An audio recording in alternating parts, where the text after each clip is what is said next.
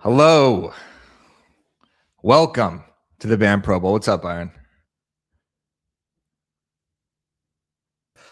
All of you. I see so many. I see a lot of Texas. Let us know where you're tuning in from here today on BAM Pro Bowl 3. Just moments away from. I'm so excited. I'm not even on the screen. There we go. I'm on, Bobby. Jill can stop touching stuff. All right. Eric. Yes. Moments let's ahead kick this off. of kickoff. Let's tee this thing up for everybody. Thanks for taking time out of your day to be with us. We've got so much packed into a short period of time. If you've been part of BAM Pro Bowl number 1 or BAM Pro Bowl number 2, throw a 1 in the chat. If you've already come to a Pro Bowl, and throw a 2 in the chat, or throw a 3 in the chat rather, if this is your first one for BAM Pro Bowl 3. Yes, ladies and gentlemen, welcome to the 3rd annual BAM Pro Bowl, aka the Super Bowl of real estate knowledge. I am Eric Simon, aka the Broke Agent, and I am joined here in the booth by one of the best commentators in the game. Byron, I wrote a little intro for you here. You run the number 1 team in Connecticut. He's the co-founder of BAM. He hosts like 10 podcasts and a radio show. He is the voice of the industry, the Kyle Shanahan of real estate, giving you daily plays to improve your business. Byron, Lazine, my color commentator. What do you think of the Kyle Shanahan reference? I like the Kyle Shanahan reference because if you went with Sean McVay, I would have been upset because Jared James, one of our speakers coming up, he dressed up as Sean McVay for Halloween one year. He considers himself a Sean McVay lookalike, and so I wouldn't have liked that comp. I think Shanahan outsmarts McVay every day of the week. So I do like that comp. I like it a lot. Exactly. Jared James speaking also looks exactly like Sean McVay. Well, that's the thing. He thinks he's a lookalike comp. Exactly.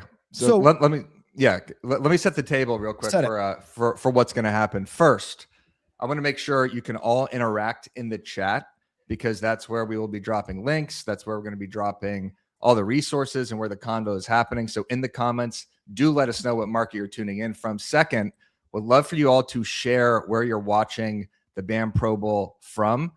Make sure you tag us on @NowBAM, @Byron Lazine, @The Broke Agent. Tag the speakers. We're going to be resharing these throughout. We also want to see your office tailgate setup. We know a bunch of you are going to be watching with your brokerage. Third, as always, because we will be asked this question 5,000 times, this will be recorded and you'll get the replay, Byron, as long as you don't ask for the replay. That's a new rule that I'm putting on right now. So if you ask for the replay, we will find your account, delete it, and won't send you the replay. What do you think of that? Yeah, you know how the Super Bowl coming up this Sunday, they have the instant replay. They say, hey, we're going to New York now for the NFL experts to figure out what's going on. We have our own auditors here at BAM, and they are auditing the chat. And if you ask for the replay, your account will be, you won't be deleted as a person, but your account will be deleted and you will not get the replay. But if you signed up for BAM Pro Bowl number 3, if you took the time to sign up, we appreciate you. We're going to send you the replay. For those of you that are doing an office party, like Eric said, then whoever signed up is going to get that replay. Appreciate all the office parties. Tag @NowBAM. We're going to be sharing those throughout the event. I want to mention really quick, we've got a killer lineup of speakers, okay? We're going to be leading off, and Eric's going to announce Neel Dhingra here in just a little bit. We've got Neel. We've got Theoni Rapo. Theoni is not your daddy's lender, thank God. Well, maybe you'd want your daddy's lender if you got a lower rate. I don't know, but Theoni's going to break down some content storytelling that's going to blow your mind. And to finish off BAM Pro Bowl 3, before our after party, I will be having a fireside style chat with James Dwiggins and Jared James. I think the two of these, the two of these guys more likely than not, but I don't think the two of them have done a fireside style chat together. It's going to be electric. Do not miss that. We've got great entertainment throughout. You're going to see stuff from Zudelio and Rays, both of the commercials that you see, you can access for no cost.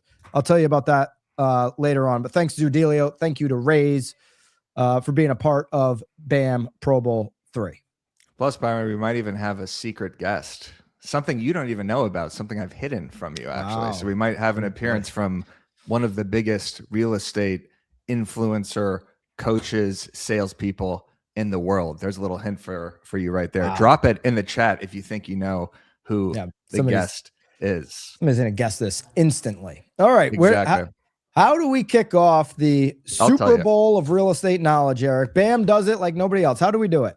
Well, it wouldn't be the BAM Pro Bowl first if we didn't honor this great nation. So first, everybody stand up, put your hand to your heart. Ladies and gentlemen, to honor America.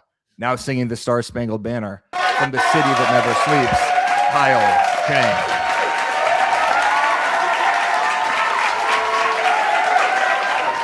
Oh, say, can you see by the dawn's early light what so proudly we hail at the twilight's last gleaming, whose broad stripes and bright stars through the perilous fight o'er the ramparts we watched were so gallantly streaming, and the rocket's red glare, those bombs bursting in air, gave proof to the night that our flag was still there. Oh, say does that star-spangled banner yet wave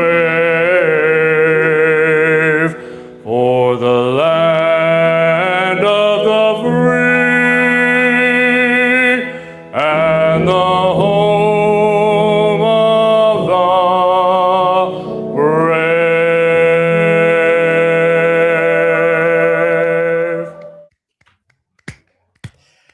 Kyle, what a performance that was. Kyle. Unbelievable. So Kyle, for those of you that attended the BAMmies, which is our annual real estate award show, had a Creed video that crushed. So he does a bunch of parodies and stuff on his page. So everybody follow Agent Kyle Cheng. And get this, Byron, that was done at a broker's open. That's so imagine just walking in, you're hosting an open house, and this guy's just singing the national anthem. Pretty sick. Yeah, I mean, Kyle's one of us, right? He's an agent.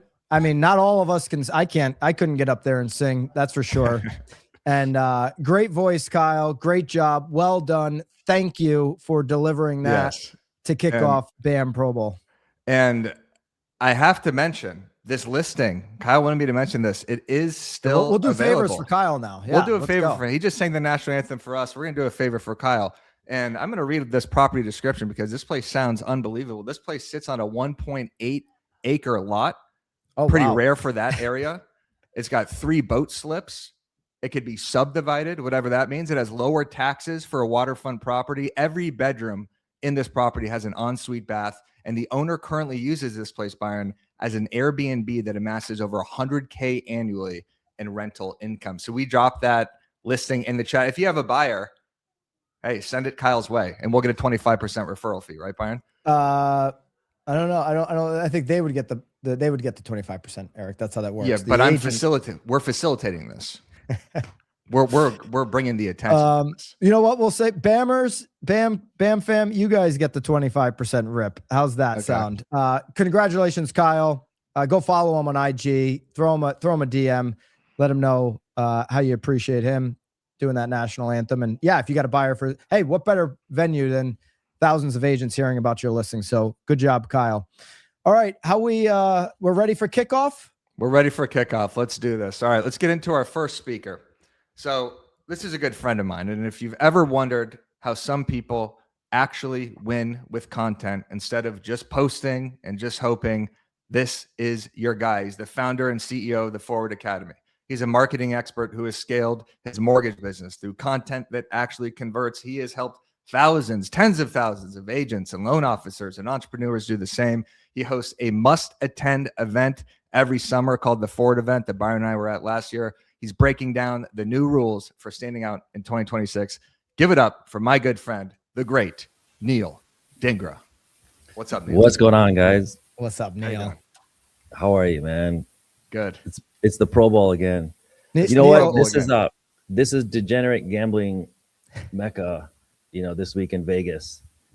And so I would love to know from people. I don't know if anybody is making a bet on this weekend's game, but I just want to get a pulse on them. Like, who are you betting on this weekend? I want to know that first and foremost. Are you using is this your own data collection? Yes, I'm trying to get public data here I want to know. I want to confirm my my bias, or like I want to look the other way. Let's see. So Neel, let me know in the chat. This is very important for me. I have a lot of money on this game, so I need to know. As Tom Toole would say, can I share something that concerns me about that? The only thing that concerns me about you bringing this to everybody's attention right now is Eric might go open his, DraftKings account right now and start checking his bets. Eric can get easily distracted on his bets. We got to save that for Sunday. I already got 2 live lines going on college basketball right now for the 12 Eastern kickoff. And then also, Neel, here's a hint for everybody. Over 2.5 on 4th down conversion, over 2.5 yards, plus 110, plus 120. So I would take that. Okay, Neel, save your money, guys. Don't take tips from Eric. Okay. Don't take Neel, it from me.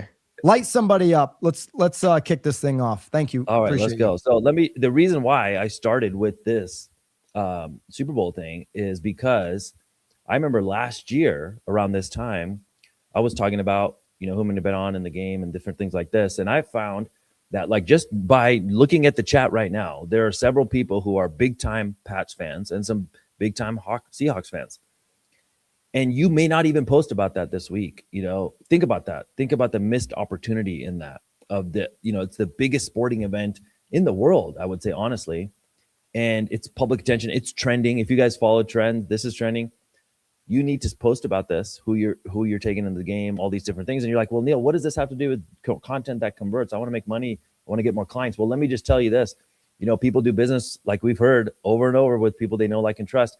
And I don't know what it is about sports fans, but we really trust and we love people who like the same team. And so what an easy way to get trust. You could be the most untrustworthy person in the comments. You could be a shyster, and someone will trust you because you share a love for Seahawks, and, as Chris said, Kid Rock. Imagine if Chris were to post about his love for Kid Rock, what would happen? You know what I mean? So you will get business, because don't ever forget this. This is a writer downer. Small talk leads to big talk, okay?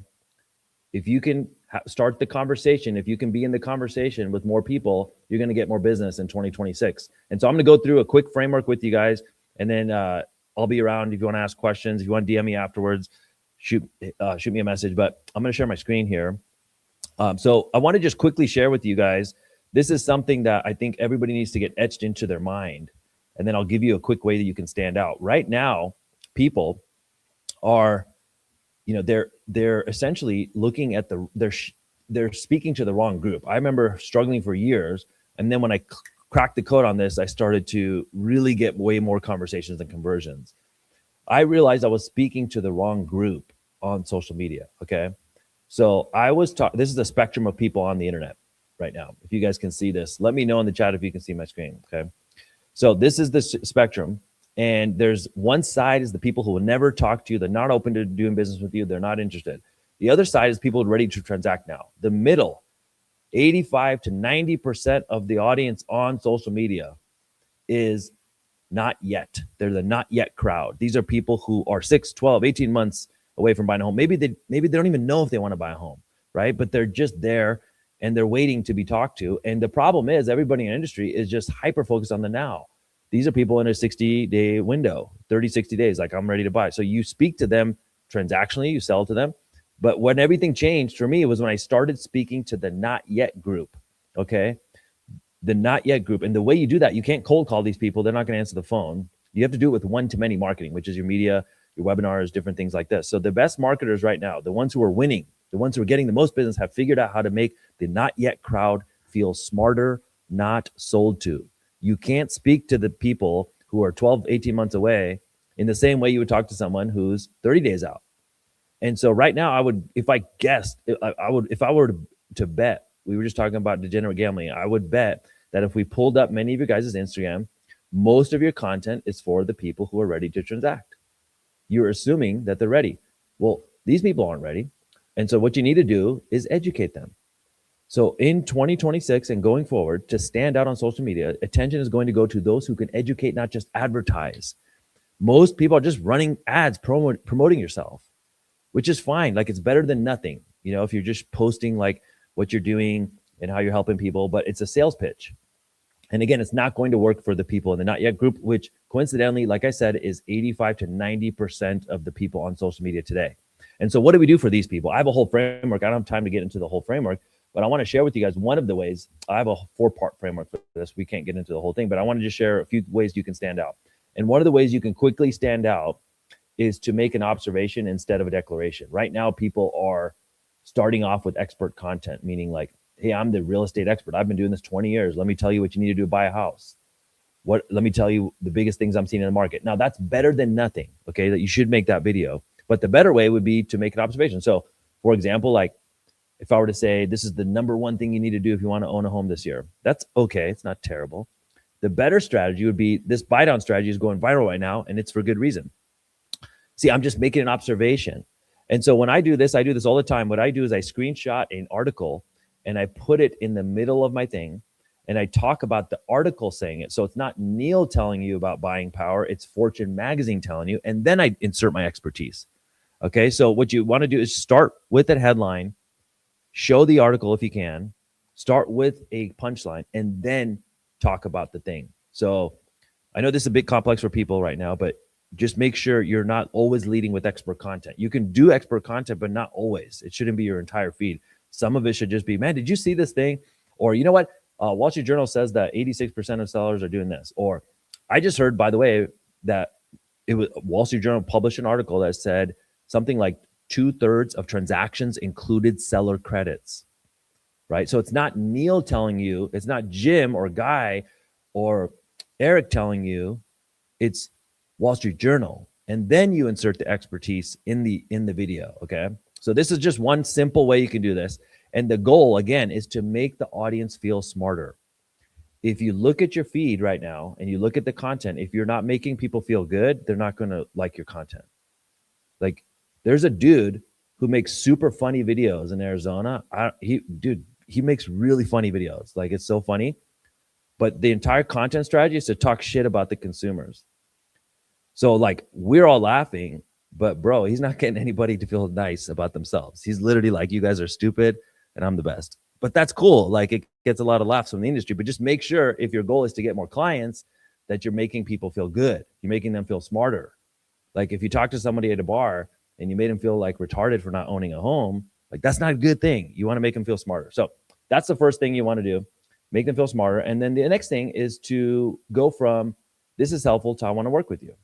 There's something that's going on right now. This is the one thing I wanted to talk to you about. If you forget everything I said today, just remember this, okay? This is the most important thing. If you watch content, I know a guy in my group, he has 1 million followers. And if he were to post that he's doing something this weekend in Las Vegas, no one would show up.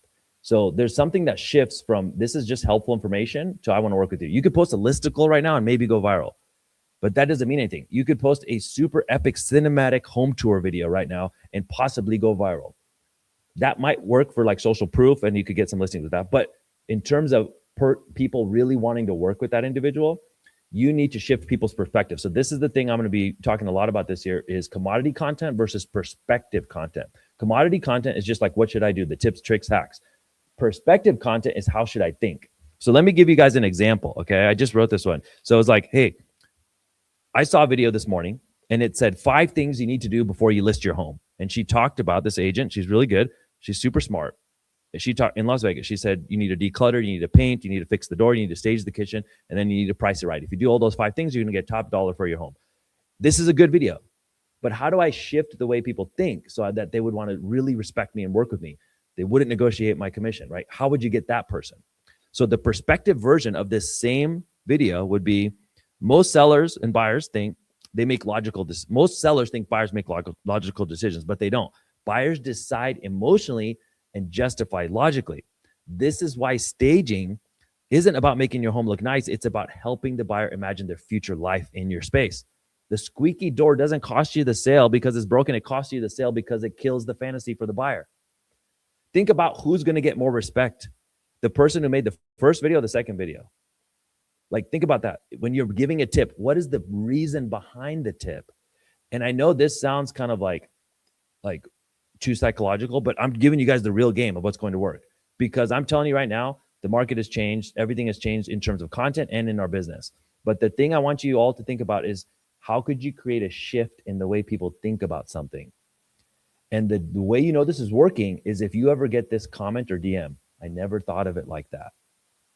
I never thought of it like that. Like, that means you're on the right track here, because that person really respects you, and you'll go from one of many realtors in the market to the one person that I trust, the one person I'm bringing all my business to, the one person I'll ask questions to, even if I'm in a different state. It doesn't matter.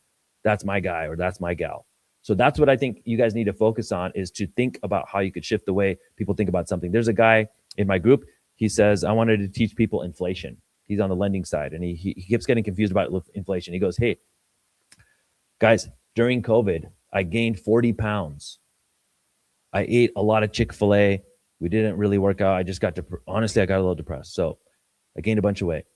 Since that time, I want to tell you, I'm happy to report I've slowed my weight gain. I'm only gaining 2 to 3 pounds a year. I'm still fat. That's inflation. And like, bro, viral post, by the way, comments full of people saying, dude, I finally understand it. Like, I never thought of it that way. Great analogy, right? So think about the way you can teach things, because like I told you earlier, the people who are going to win, the people who are going to get the most respect are those who can educate, not just sell. If you can help people feel smarter, you're going to win this year. I'm going all in on this, and it's crushing for me right now. I just had a viral post 2 weeks ago, I think 10 days ago, making people feel smarter about home buying decisions, property taxes, boring shit, by the way. But because I'm making them feel smarter, they want to work with me. The posts are going viral. Okay, so I just wanted to also share with you guys this right now. I'm sure you all saw the stat from NAR and all the other publications. Last year, you know, it's always been an 80-20, but last year it shifted to 90-10. 10% of the agents did 90% of the volume.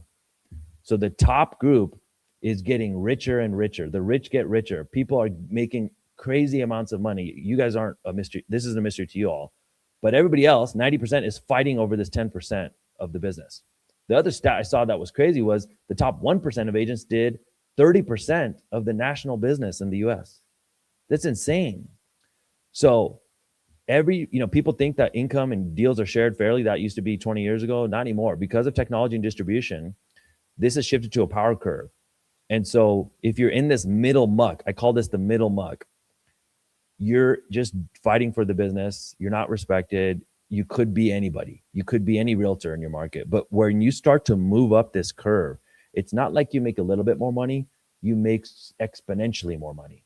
Every notch up this power curve is like hundreds of thousands of dollars. And this is why you'll talk to somebody at a conference who's making $3, $4, $5 million. And then in the same room or just down the hall, you'll talk to someone else who's struggling, right? This is true for real estate, mortgage, any industry. It's also true for the US economy, by the way. And so what I want you guys to do is just work on escaping the middle muck, right? How can you escape this muck? And the way we're going to do that is by creating content that doesn't look and sound like everybody else's stuff, by sharing your unique point of view, your perspective, your interests. You can still do like some of the tried and traditional, the tried and true stuff, but don't forget about inserting these other things. Okay, so I'm going to give you guys a quick test. And this is a piece of content I want everyone to make. Okay, and you will crush if you do this. It's guaranteed. It might even be your most viral post, by the way, because this happens every time I teach this framework. Okay, so what does everybody in the industry believe that you think is wrong? Or at least like it needs more nuance or incomplete? What is one thing that everybody says and you're like, you know what, F that, I have a different point of view? Now, it might be a bit controversial. Don't get yourself canceled, by the way. I almost got canceled 2 weeks ago. So I know that the thread is like somebody's wrote in the comments, don't share politics. Yeah, I would probably tend to agree with you there, because it is very divisive right now. People are super amped up. So you can stay away from all that. But what do you believe industry-wise, business-wise, that other people would kind of disagree with? That's going to be a super, like a post that gets you a lot of views, but more importantly, gets you respect. People will remember you. It's not just about the empty views and empty followers anymore. That game is over. It's about getting respect online. And that's what's going to get you more business, more recruits, more opportunities, more bigger things that you didn't even know were possible. I remember Jesse Itzler told me this years ago. He said, Neel, the biggest opportunities for me were things that weren't on the roadmap. Like somebody in here is worried about getting their next deal. If you do this, you're going to land an entire development. You're going to land a relationship with someone that's going to connect you with the next 100 deals. Those are the kind of doors that open for people who build a powerful personal brand. So I thought I could do two things today. I thought I could come on here and give you the tips and tricks. And there's a visual hook that works really good right now. There's a green screen video. There's a nuance to that you can get another 1,000 or 10,000 views depending on your audience size. Yeah, we could do that. I can go into that strategy for sure. But it's becoming empty views. It's becoming soulless content. And nobody cares. There's so much noise. If you look at people's brains, it's like a snow globe. There's just snow falling. And you got to cut through the noise right now if you want to stand out in 2026 and going forward. Because people have brain rot. Brain rot is real. And the only way you're going to be able to do this is to cut through. And so Rex wrote in here, consumer debt is going to force some homeowners to sell. That's a good one, Rex. Like, you should talk about this. You'd be like, hey, one thing I don't hear anybody talking about in my industry is the fact that, and you say that, guarantee, I would bet any amount of money, Rex, if you're someone who's posting content right now, that would at least double your views. So if you're getting 1,000, that's going to get you 2,000. It might even 5x your views because it's real. It's not just some other stuff that everybody else said. If you're saying the same thing that everybody else is saying and you're saying it in the exact same way, it's just noise. So that's what I wanted to share with you guys today. If you guys have questions or if you want to jam on this stuff, I'm down. What do you guys think, Eric and Byron? I would love to know your thoughts on this because you teach this stuff all throughout the year and you're probably seeing the same things I'm seeing. Yeah. So reframe that question again. It was, what does everyone say that you think is wrong in the industry?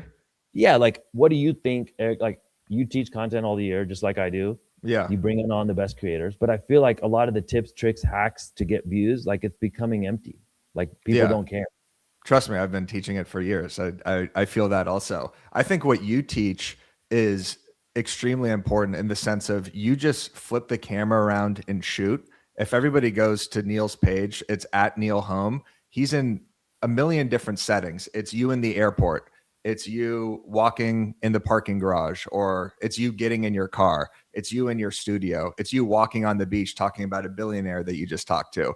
All of your content feels so casual. And I feel like that's the shift that's happening with real estate content and just content in general right now, because of there's so many edited, overproduced clips and AI that it's kind of refreshing when it's just you casually talking to the audience. Are you seeing more engagement with that sort of style as opposed to the highly edited clips?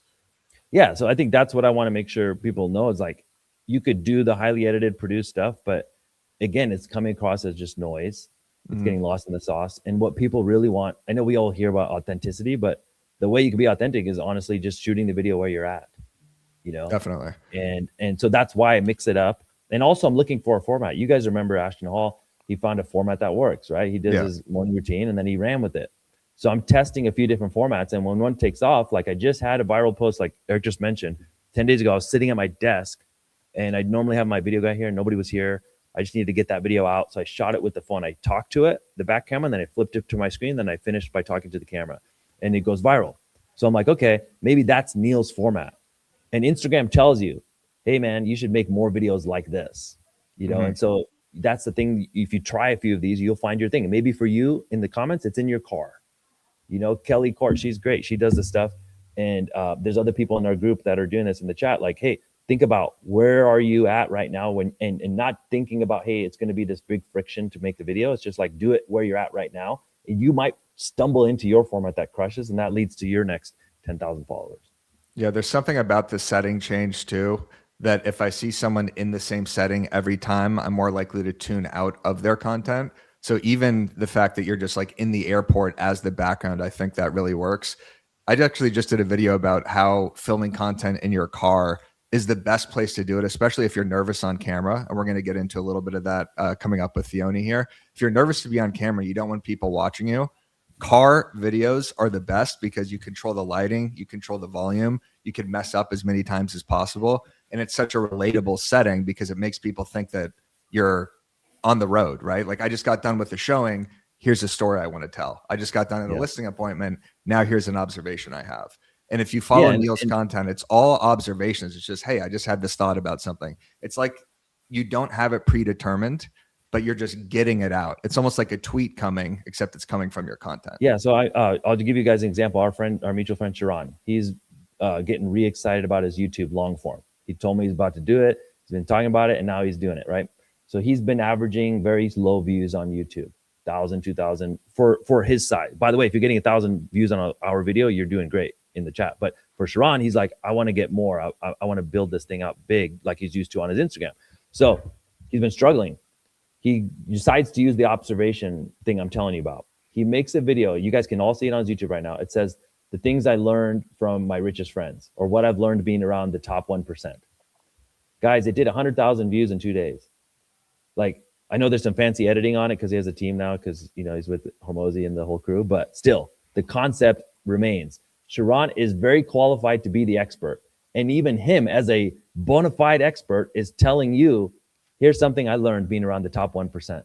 He's making an observation and he's qualified to be the expert. So even if you're in here and you're like, dude, I'm 20 years in this business, I'm the expert. Yeah, that's true, but nobody knows that. You have to realize anytime your video takes off, it's shown to strangers. They don't know how long you've been in the business. So if you start with an observation, you bypass that whole trust building thing. Right now, we're in a trust recession. You know, you watch a video you don't like, you say it was AI. You see a post, you're like, I don't agree with that. I'm going to keep scrolling until I find something I agree with. That's the world on social media right now. So what you do is to bypass that whole thing of, should I listen to this person? Are they lying to me? Are they an expert? If you start with an observation, you get to skip that whole process. And so if you remember anything, guys in the chat, just think about that. I have a whole framework, hooks, all this stuff. I'll put it, I made it a resource for everybody here. So I'm going to put it in the chat right now. You guys can grab it for free and we'll send it to you. But essentially, it's just like how to start these videos. I send out a weekly email on ideas for our crew, and I'm happy to send it to anybody here. Neel, I think an obvious sticking point when some people see like the Sharon video that you mentioned, it was a phenomenal video. Yeah. Really well put together. The titling was great. Well, gee, I don't have a lot of, experience with a network inside the top 1%. So I'm going to wait to start producing content until I have those experiences to start sharing with them, as opposed to, man, I've worked with 100 clients over the past, couple of years. You could categorize those 100 clients into the top 1%. Who's in the top 1% of the clients, of the people that you know and interact with? The top 1% of my clients do this, or what I've learned from the top 1% of my clients, not always waiting for a network to present itself like one that Sharon has built over decades, using what you have to your advantage as a leverage point now in the moment. Anything you would, I think that's the barrier for starting for some. Do you have any unlocks for that? Yeah. So this would be like watching that video, and then you could say what you learned from the video. That's like, you don't have to have them in your network. Go watch a video about Hormozy and talk about what you learned from Hormozy. Here's what I learned from the biggest marketer in the country right now. They don't care whether you learned it in person or whether you learned it on YouTube. And it doesn't even matter anymore. So you just need to talk about what you're learning, sharing the information. It saves other people time. You did the work so they didn't have to do it. And that really helps. So I think Ron's asking, like, what's that next video to get started? Chris is saying, hey, how do I break through? I'm getting a bit discouraged because my views are low. So I'm just going to, like I told you guys today, there's two things you can do. And I guarantee if you do this correctly, you're going to double, triple, or 5x your views. Somebody in this group, by the way, this just happened. I spoke yesterday to a group. This lady was getting 200 views.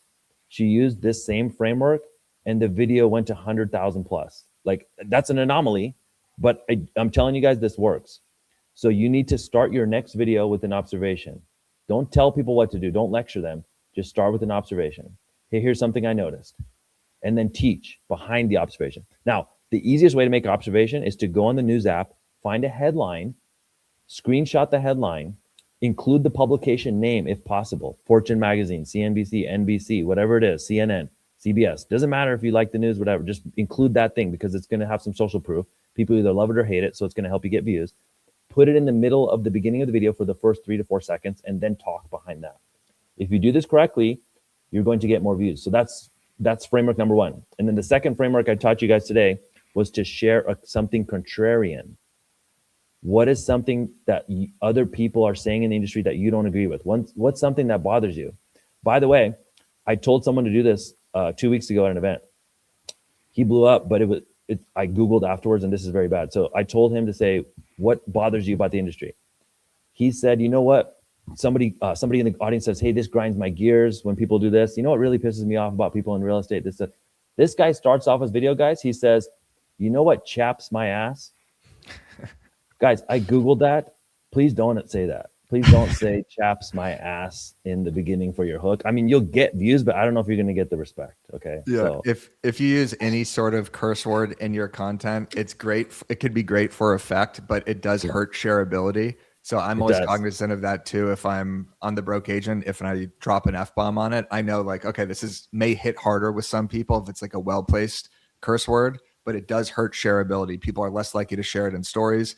The algorithm's less likely to pick it up because it sees that word is being used. So it's not going to share it to, kids, teen accounts, younger accounts. So and then, yeah, bro, that one video that you're referencing, I just shot at my desk that's going viral for me right now. Yeah. It has more shares than likes. So it's got like thousands, hidden shares. Yes. So and that's weird, bro. Why are people sharing my stuff and they don't even hit the heart button? What's going on? They're talking crap. That's why they're sharing it back and forth. They're talking crap about you. But the other thing is it tells you people are less likely to hit the heart button right now. So if your engagement is down, just understand that as soon as they made what you like public, like it's like, hey, this is liked by Eric, and then it's an inappropriate post. I'm like, man, bro, do you know, you got caught slipping that night. You hit heart and you didn't know that other people saw this. Yeah. So this is what people are worried about now. They're like, I don't want to hit heart because what if so-and-so sees that I like this post? So people are very like reluctant. I don't know why. I just hit the heart button when I like something. But I think there is a big thing right there. If you're not getting the same amount of likes and comments as you were in the past, it's because of this whole trend. Mm-hmm. Something, Neel, you said earlier, does it make them feel smarter? If it makes them feel smarter, appear smarter to their peers, that heart will present itself because it's like, dude, this is an alignment within the way I'm thinking, and my peers are going to like that. I want to double click real quick. I know Neel's going to go double click on something he said, and I wrote this down. Something I do all the time is when I'm consuming content, it's education over entertainment, meaning I'm actively note-taking when I'm consuming any type of content. And if you follow the hot sheet, we do that every single Monday through Friday live at 9:30 Eastern time. A lot of the content that I'm consuming is solely for the production of that show. So this is what Neel's talking about. If you see something that's interesting, there's an education factor from that piece of content that's going to be valuable to clients, to customers, to your entire community. Don't just consume for the entertainment, consume for the education so that you can share it. And that can be a barrier that people can jump over, I think, easily, where it's like, I'm already consuming. I have an opinion on this. It's valuable to my customers. Let me go double click on it and go one layer deeper in a more interesting angle and nuanced angle for my audience. So Neel, I appreciate you sharing that with us, breaking that down easy. What I love about Neel, this is simple. The way you explain it, you make it really easy for all of us. You are very valuable to this community, and I really appreciate you, Neel. Hey man, thanks so much for having me, guys. And this is cool. This is like third Pro Bowl. Third annual. Yeah. And it's just fun, man, to learn. And this is the thing that I think you get that I've really come to know is the way in which the format in which people receive information has a big impact on their ability to execute. Mm-hmm. And so we need to have more fun with what we're doing. We need to smile more in our content. We need to network with people, tell more jokes, be ourselves more. And that's what's going to, it's kind of like some of that stuff doesn't have to do with business, but it leads to more business. And so I think everybody here, let's have a new energy about us for 2026. Let's smile more on social media. Let's share more shareable stuff.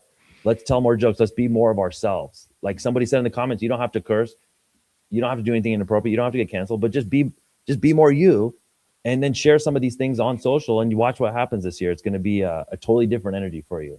clarity too. Go to Neel's page, everybody, at Neel Home. Follow him. His content is so clear. You know exactly what the post is about in the first 3 seconds. If you ever have to think about what a post is about, that post won't perform well.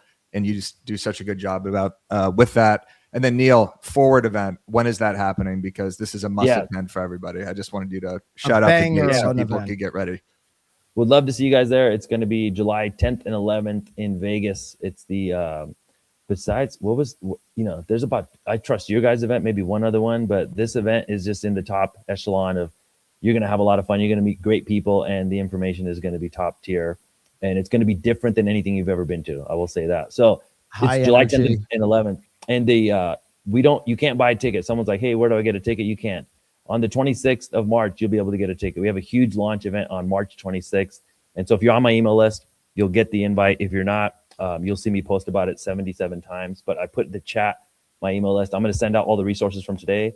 And then you'll also get notified of this upcoming event on March 26th. But here's the thing, guys. And maybe, we can make a bet right now, but I'm going to make a bet on myself. Okay, I've been doing this event for 6 years. It's my life's work. It's my mission.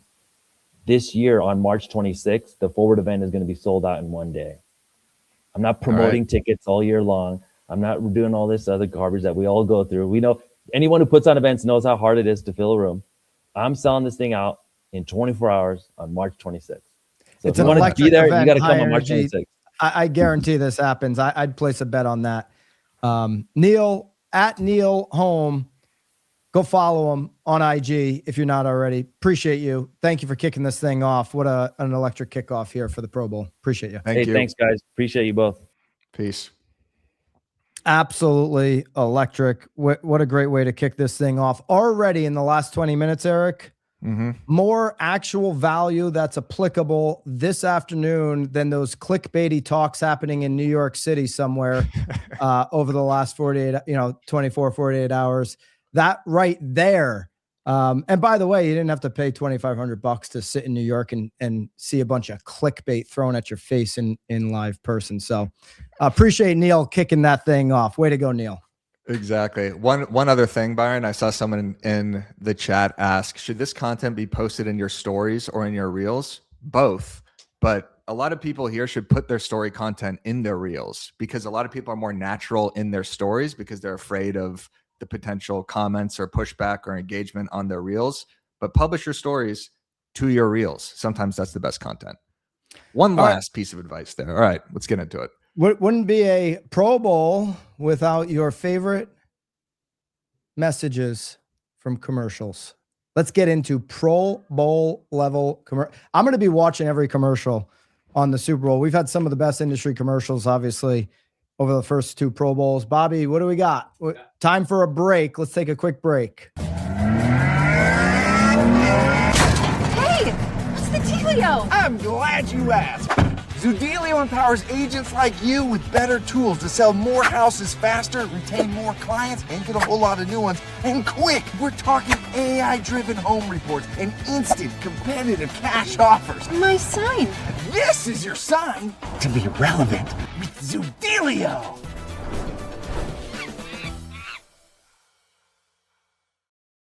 All right, so first giveaway, you get $2,400 in your pocket the minute you sign up to BAMX. So you can check out BAMX with a free trial. The QR code was there. High inventory markets, no brainer. High inventory markets, Zoodealio is a must-have weapon. If you're in any situation where you're not generating offers, you can generate multiple offers with a snap of the finger using Zoodealio. Get 4 offers, setting a floor of price. The best way to test price is not something, private and exclusive. The best way to test price is get 4 offers as a floor in front of your seller immediately. If you're in a high inventory market, you can do that with Zoodealio. It's the only cash offer platform that respects you as an agent, honors your place in the transaction, and partners with you on the deal so that you get paid. And you get Zoodealio included by being a BAMX member. School.com/BAMX. The people at Zoodealio are world class, and this was like most, Zoodealio. We want to give value first, obviously, very important at this time for agents to be able to say, okay, where are the areas in my business that I can be conscious about my costs? Zudelio is paying you to be a member of BAMX, essentially. So go to school.com/BAMX. After your free trial, you'll unlock perks like Zudelio. Eric, I just got a message. You have some kind of interruption here to the program. Yeah, some interruption. We have a very special word, a PSA from one of the top real estate sales coaches, personalities in the entire world. Ooh, can't wait. Between 500, 600, 700. Brian and Erica from the BAM team always pay me a large sum of money to give you some words of wisdom at these little events that they throw. So here we go. I'm going to try something a little different, a little more humble, a little more sincere. They let me know the last couple of times they felt I was a little too harsh on you all. So I'm gonna reel it in here because I know everyone is trying and I don't mean to be harsh. So if you did take the time out of your day today to sit in front of your computer and watch the Pro Bowl to learn, you don't got what it takes. You should immediately get out of the business and go back to whatever the you were doing before you were in real estate, because you do not have what it takes. I promise you that. I promise you. You do not have what it takes. Say it with me. You do not have what it takes. Okay? You're going to sit in front of your computer for 5 hours? I haven't sat since I was 6 years old, folks. Do better. Know better. Learn better. Be better. Wow. I was expecting a real sale. I mean, Guy Fontaine is the Cleveland Browns of sales trainers. So, I mean, after that, I mean, that is just. You're playing with fire there. This is some guy. This is Guy Fontaine, the Guy Fontaine. Those were some nice words of encouragement there from Guy Fontaine. If you insult him, he will never speak at our events again. And we paid him $10,000 for that video. Yeah. That's Matt Leonetti, everybody. He's one of, if not the funniest person in real estate. Everybody go follow at Matt Leonetti. And if you follow Matt, you're going to see the highest level. You saw it at the BAMI's highest level of production on listing videos, one of the highest professionals in our industry. And that was obviously a fun moment for all of us here.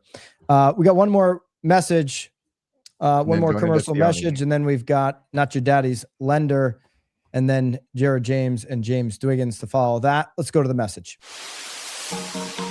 Every client has a story, and every story needs a hero who turns uncertainty into value. That hero is you. Race puts you in control of the narrative by capturing your work, your expertise, your worth, every showing, every activity, every outcome, and proves your value with undeniable clarity. Raise. Be the hero of your client's story.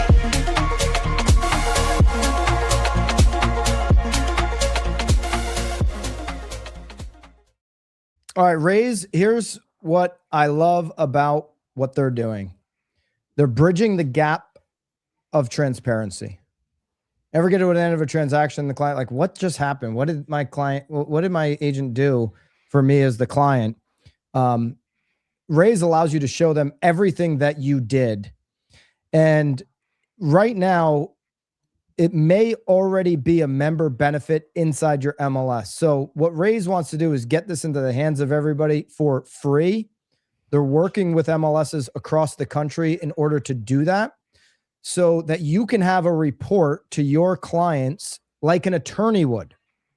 Like those attorneys who ripped off all the plaintiff in the settlements, where they were like, oh, we're going to take all the money from the settlement because we have all these hours and hours of work. You know, they were able to validate all those hours. They have a nice, huge, entire line item of everything that they did. Raise allows agents to be able to showcase all of the incredibly hard work you're doing every single day. If you go to Raise, you can click on, if Raise is a member benefit in your MLS, click here. So find out if you already have access for it for free, or you can sign up and know when it's coming to your MLS. They're working with all of the MLSs to get that to you, to bridge the gap of like, what did you do? You showed me a home and now I'm under contract. There's a ton of work all of you guys are doing in between that. We're all doing every step of the way. Raise shows that transparency in clarity to your customers. All right. Getting into the next speaker sessions. For everyone out there, Byron, this is not you included, but for everyone out there who hates creating video content, if you hate creating video content, drop a 2 in the chat, because I know a lot of people do, a lot of agents do. Or if you're turned off by the editing or the time consumption aspect, this next session is for you. Theoni is a mortgage advisor, content creator, and founder of the Not Your Daddy's Lender brand, an iconic TikTok with over 250,000 followers. She helps lenders and agents build brands that feel real, human, and effective online. She's sharing today how to create content through storytelling through the FaceTime strategy. Everybody, Theoni, Not Your Daddy's Lender. What's up? How you doing? Hi, guys. I'm so excited to be here. It's a pleasure to have you, Theoni. I'm so pumped. I have a bowl right next to me. I can't wait to eat until after this in honor of the 3rd annual Pro Bowl. I mean, what are you're Mrs. McConaughey talking about food and football? I mean, yeah, football and food. I had to bring a little bit of that feminine energy today. So yeah. I love it. Thank you. We appreciate that. You're welcome. Take it away, Theoni. All right. Awesome. So everybody can see everything, right? So I have some slides that I'll show you guys here. We're going to cover a lot of things really fast. So obviously I know you guys are going to have questions. I just want to preface, like, my DMs are always open. This stuff can get really confusing, but what I'm going to be doing today is showing you guys how to dance on TikTok and become like super well known. So hopefully that's what you're here for. I'm actually totally kidding. We're going to talk about the TikTok FaceTime strategy, which involves none of that. So I have a little over 250,000 followers on there. I've built it for the last 4 years. Instagram, you know, we're not going to talk about that, so it doesn't even matter. Here are some of my receipts. I hate when people speak and they don't show that they are like actually the professional or the expert in that field. So I'm going to be showing you guys how to use TikTok as a lead generating method. For free. I don't do ads on there or anything like that. And so here are my receipts for 2025. My entire link in bio is actually connected to my CRM, which spits out all of these different receipts. So these are the different types of leads that I get, from actual home buying leads to people who are under contract already, and then refinance lists and other things as well. So last year I did just over 4,000 organic leads from TikTok. And then year to date, it's about 418, not too shabby for the winter months. But I just wanted to let you guys know, like, I know what I'm talking about, and this is what I'm going to be teaching on. I just have to be real for just a sec. Most influencers are broke, and especially the influencers that are in real estate. And I say that because having a lot of followers is really cool, but what's really even better than that is making money. So this is the difference between things going viral and you getting views, and then you going viral in your own database, which is like how you generate money and leads come from that. And I say this because I say it from experience. Last year as a loan officer, I did 37 million in 2025, and I've doubled my business every single year since 2022. I had my first son in 2022, and then I had my daughter in 2024. So I've doubled my family and my business all throughout, pretty much because of TikTok. But I also had 100,000 followers at some point, and I made no money. And this was because I had to learn that views didn't equal converting those views. So going viral is really cool and definitely something that most people pin to their profile when it happens to them, but it's not something that guarantees making money. And again, I say this because I was there. That was me. I had the followers, I had the views, but I didn't have the conversion. And so I needed to learn how to convert the leads I was getting. So let's rock. We're going to get a little sciencey for a second. We'll talk about pattern interruption and chunking. And this is pertaining to creating videos that are talking head style on TikTok. Never shut up about this. If you're a small business owner or you're an influencer. Okay. So the first thing I'm going to talk about. Never shut up about this. All right. I'm going to replay that in a second. This is something called pattern interruption. Neel probably just talked about this too a little bit ago. There is so much noise in our space of creating content. And so the way that you can interrupt their pattern of scrolling is a couple different methods. There's so many different. The ones that I do is literally imagine your mom calling you on FaceTime. And if you have kids, you probably relate to this, but like your hands are full but you need to talk to your mom. You're going to prop your phone up anywhere you can find a spot, like a ledge or anywhere. That is my exact strategy to stop the scroll, is propping your phone up. It creates urgency. And right away, it's not like sitting prim and proper behind a desk trying to sell somebody something on the other end. It's literally such a casual way to just be like, hey, I just have something to say. I'm going to prop my phone right in front of you.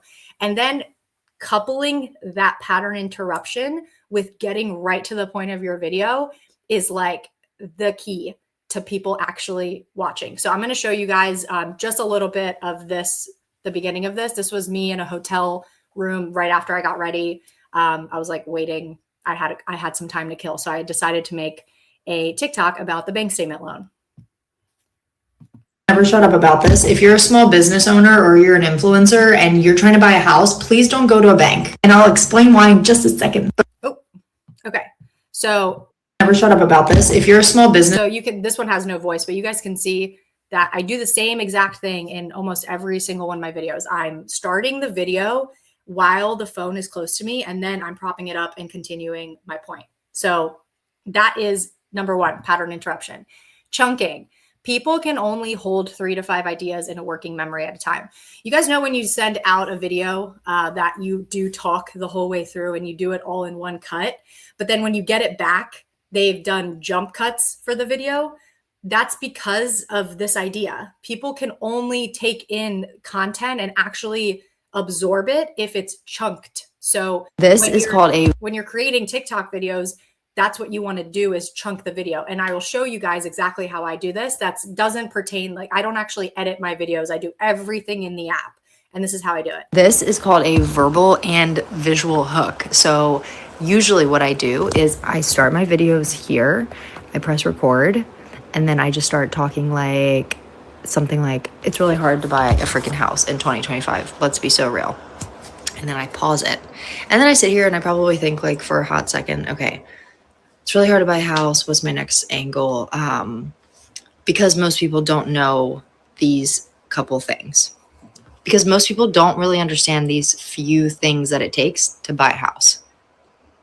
And then I go into like why they should listen to me.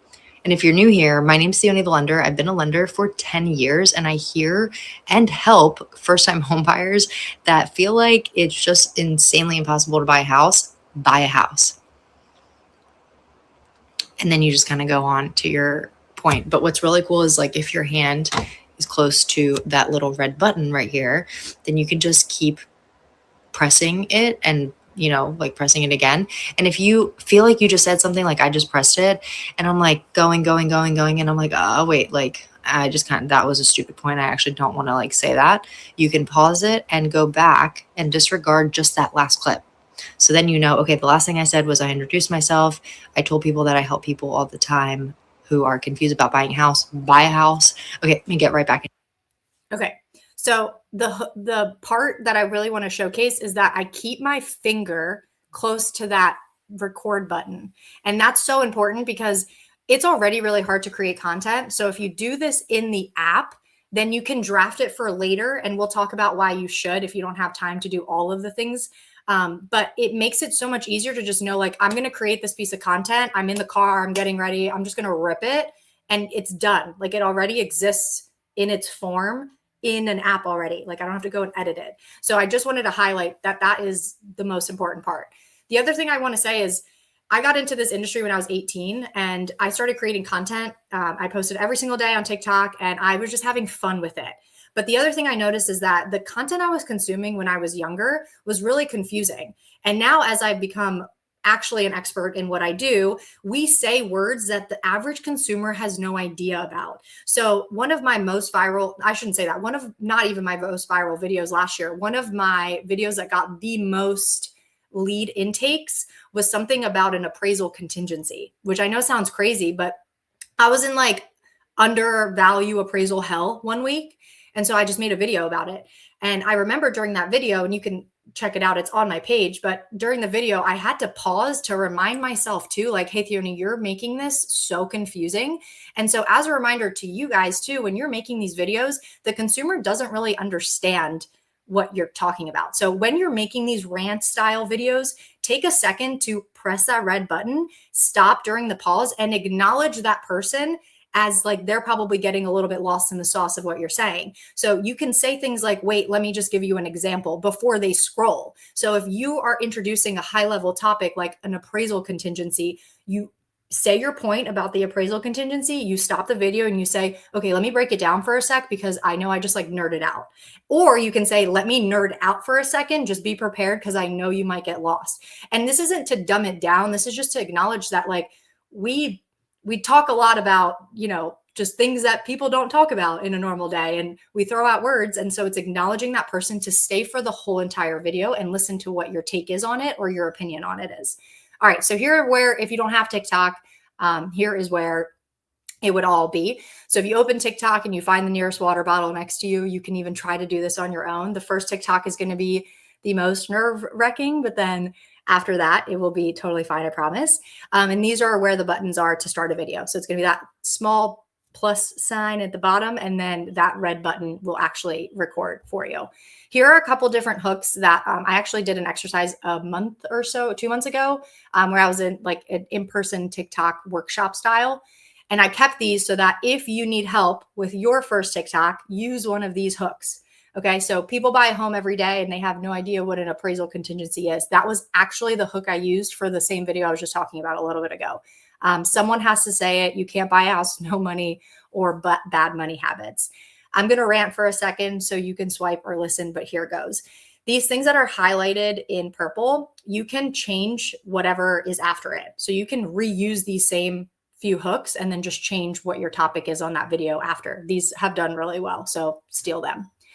And then here's where you would draft it. So you would hit next after you're all done recording, and then this is where the little draft button is. Okay, number 2, TikTok is a search engine. So help it categorize your videos by using keywords. You know that you did this right if you're scrolling on your page, if you already have videos, and at the very top it says loan estimate sheet or whatever your TikTok is actually about. If it says find related content, TikTok has no idea what your video is on. So just as an example, a couple months ago, I reached out to Ariel. If you don't know Ariel, she's an amazing agent in Florida.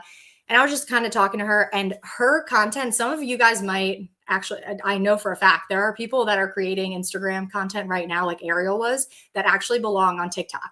And that's all I told Ariel. I was like, I think you should just do exactly what you're doing on Instagram, but bring those videos to TikTok. I think they'll perform better. And so she did. If your home is on the market and you get no showings and no offers, you're objectively overpriced. If you get showings with no offers, your price doesn't align with the condition of the home when the buyer sees it. And if you don't know any of this is happening, you have a bad agent. Hope this helps. Okay, so you can see that TikTok for that video categorized what her video is about. So now if anybody Googles real estate or how to price a home as a realtor, this video will pop up for them. And then obviously people will click on her profile and binge watch her stuff. So this is another. I don't know who needs to hear this today, but it's on 30A, not in 30A. 30A is a scenic highway, not a town. You're not in it. You're on it. Okay. So same thing. She said 30A, and then there's 30A up here. And then if people search anything about 30A, her video will pop up. Same thing. So Ariel just started this like 2 months ago. I'm very proud of, like, she's totally my test case here. So Ariel, I know you're watching this. Shout out to you. But she got a buyer consultation from a beachfront buyer that was looking in like the 20 million range. Obviously 20A is the price range for that area. But she also had a mastermind with a referral agent in South Florida that met with her on TikTok. But what's really cool about her is that she just shows up anyway. She's getting DMs on there. This was like just a couple months ago. She just shows up and does the thing she was doing on Instagram, but does it on TikTok because it just performs better on there. So I say this because I'm also trying to teach you guys how to do this. You do it with SEO keywords. So after a video, and this is when I said earlier to draft your video, if you don't have the time, if you're driving, if you're about to hop into a meeting, if you don't have the time to do the SEO keywords, draft the video and come back to it later. And what I mean by that is whatever you're talking about in the video, like this one, I'm talking about home buying and first time home buying. I will take probably, 3 to 6 minutes to just type out the things that are what people would search to try to find me with that video. And I would just write them on top of the screen and swipe them off. I'm going to replay this for everybody to see it again.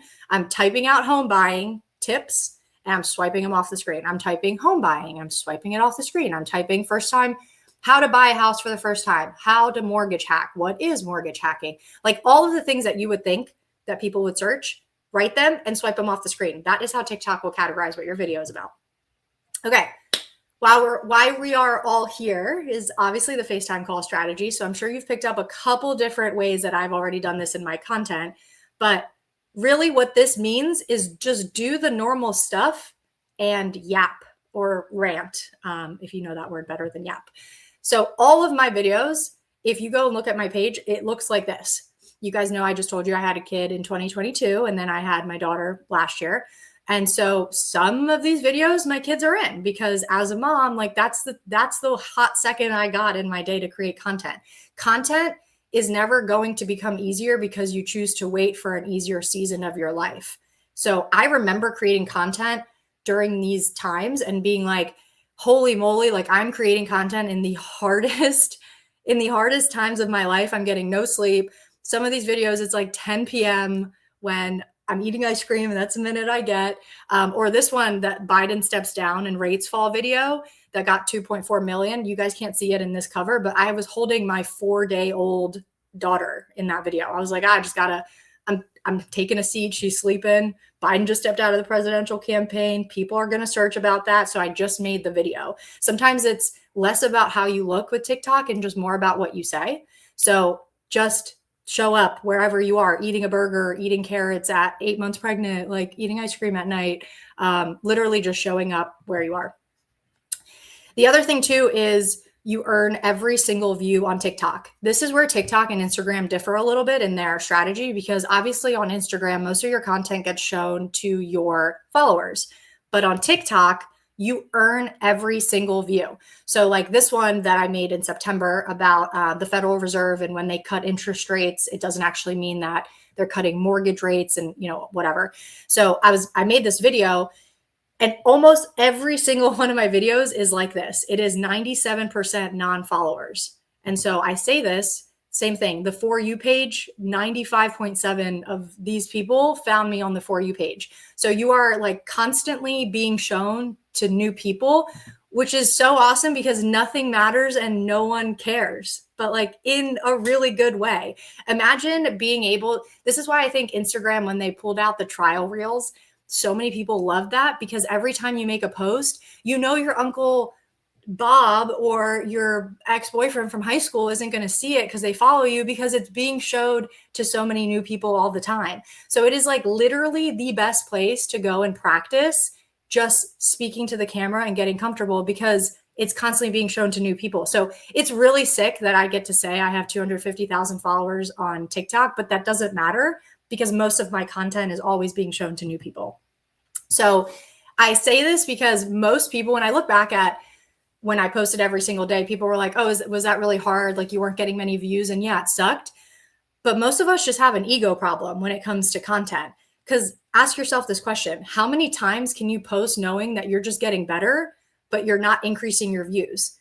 And that's the game. If you can just post every single day and not let your ego get in the way of likes, comments, shares, and you just know that you're getting to become a better communicator, you can break things down a little bit better. You know how to casually show up on your bad days and on your good days, then your content just inevitably will perform. It's just a numbers game at that point. That's what we're taught when we enter this industry. It's the same thing with content. So if you can remove the ego problem, I promise that you will see your results on there. And then this is the last thing, or the last point, creating bingeable content. When you guys start posting on any platform, you don't want your content to pop off because if it pops off and you don't have enough content for that viewer to binge watch your other videos, then you're doing kind of a disservice to everybody because now they don't have enough of your stuff to watch. If Netflix dropped one episode of Stranger Things, which I think actually they might have done this, and then they made everybody wait like another month, I don't know how many more people would come back in a month. Like I would be pretty pissed off if that happens. Any Netflix show, right? Same thing with creating content. Just knowing that every time you're posting content is like buying a lottery ticket and it's free. We're not paying to press post. You're not paying for ad spend on TikTok. So if you can buy a free lottery ticket, how many lottery tickets would you buy? Obviously, the number is unlimited. Think of creating content on TikTok the same exact way. Here's what some of my videos look like. If you guys go to my feed, you will see this. It looks like FaceTime calls, a bunch of different FaceTime calls. I'm in the car, I'm getting ready. I'm whatever the case is. The content that doesn't perform the best is some of my like highly resolution. I've got a videographer, like all of that stuff doesn't do great on TikTok because the sales resistance on there is super high. People's BS radar. I think Neel said this at a Forward event actually a couple years ago, and I just stuck to it because I was like, that makes sense. Their BS radar is just higher on TikTok than it is on Instagram. They know if you're trying to sell them something. And then reactive content. People ask me, what is my strategy of posting? I don't have a strategy for posting. I'm a mom with 2 kids trying to run a business. I do a lot of things. And so I just react to the conversations I have. Can you guys drop in the chat how many phone calls you're on in an average day?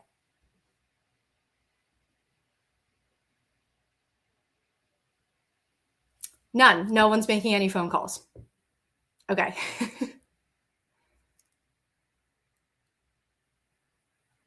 I'm going to keep waiting awkwardly. Okay, there we go. 40, 20, a lot, 10. Okay. So if you're making more than 5 phone calls a day, you have enough content. You should never be asking yourself, what kind of content should I make that day?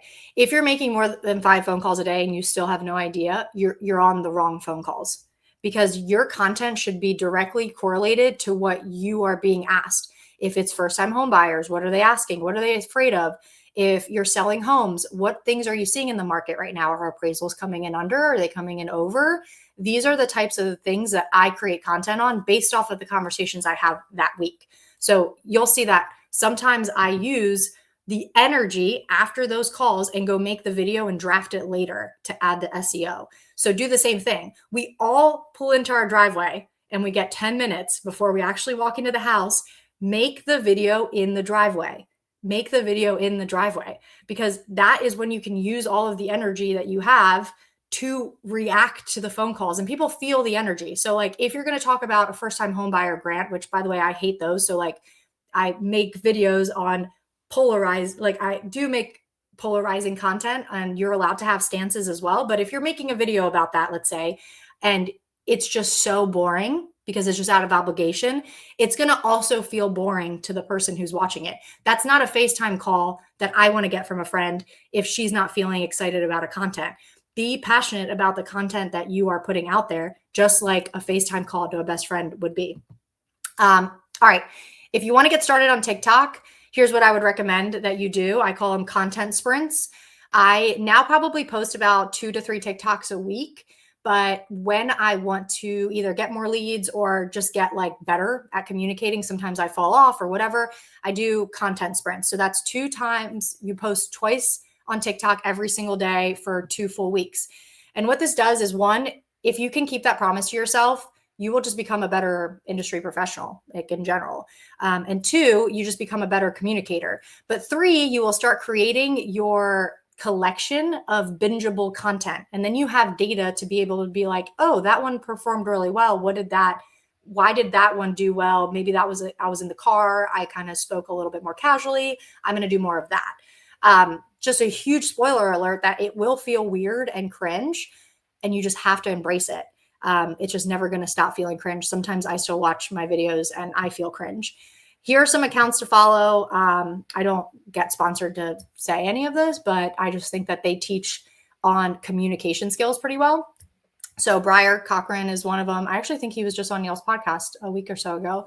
And then Shannon McKinstry is on Instagram, and she just teaches like fundamentals really well, just in general, on communication skills. I'll leave you guys with this quote.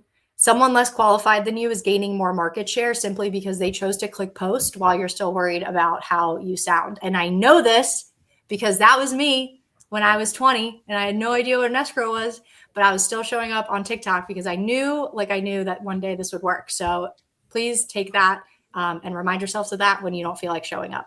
And then that's my Instagram. Follow Not Your Daddy's Lender on IG. Theoni. Unbelievable. Listen, I took down 2 major notes with what you shared with us. The first one was in alignment with what Neel shared.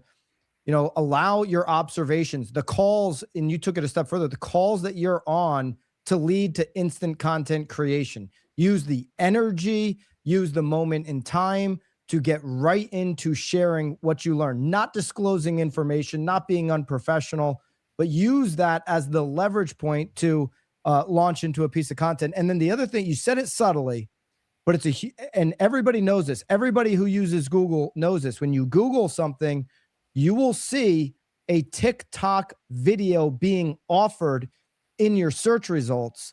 And so when you said, hey, TikTok is naturally summarizing my content, well, it's speaking to the people who use Google, and most people use Google at some point in their home search. It's how Zillow was built, Google AdWords.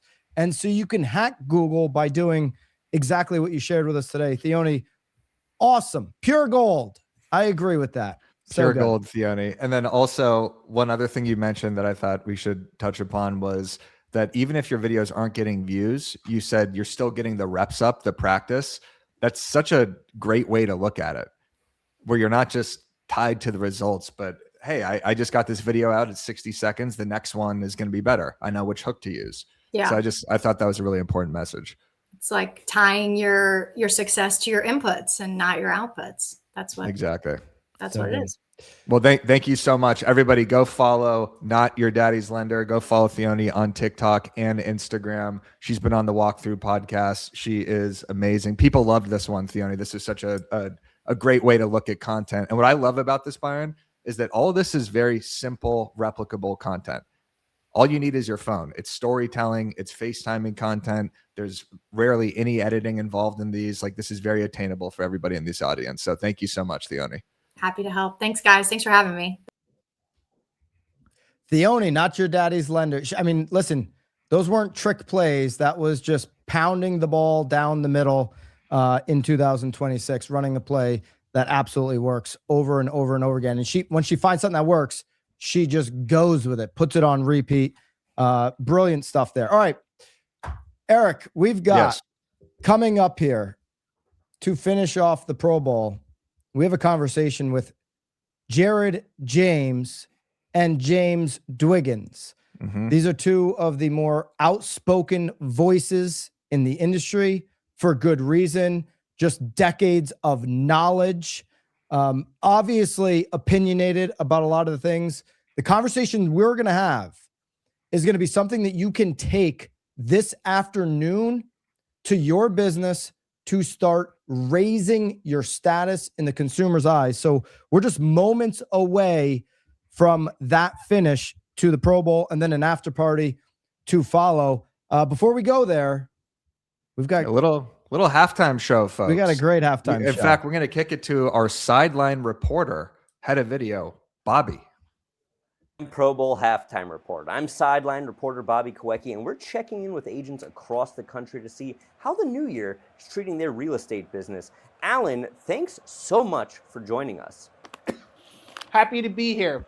What a big month. Wow, what a month. So Alan, let's talk prospecting for a second. What's been your offense strategy for Q1?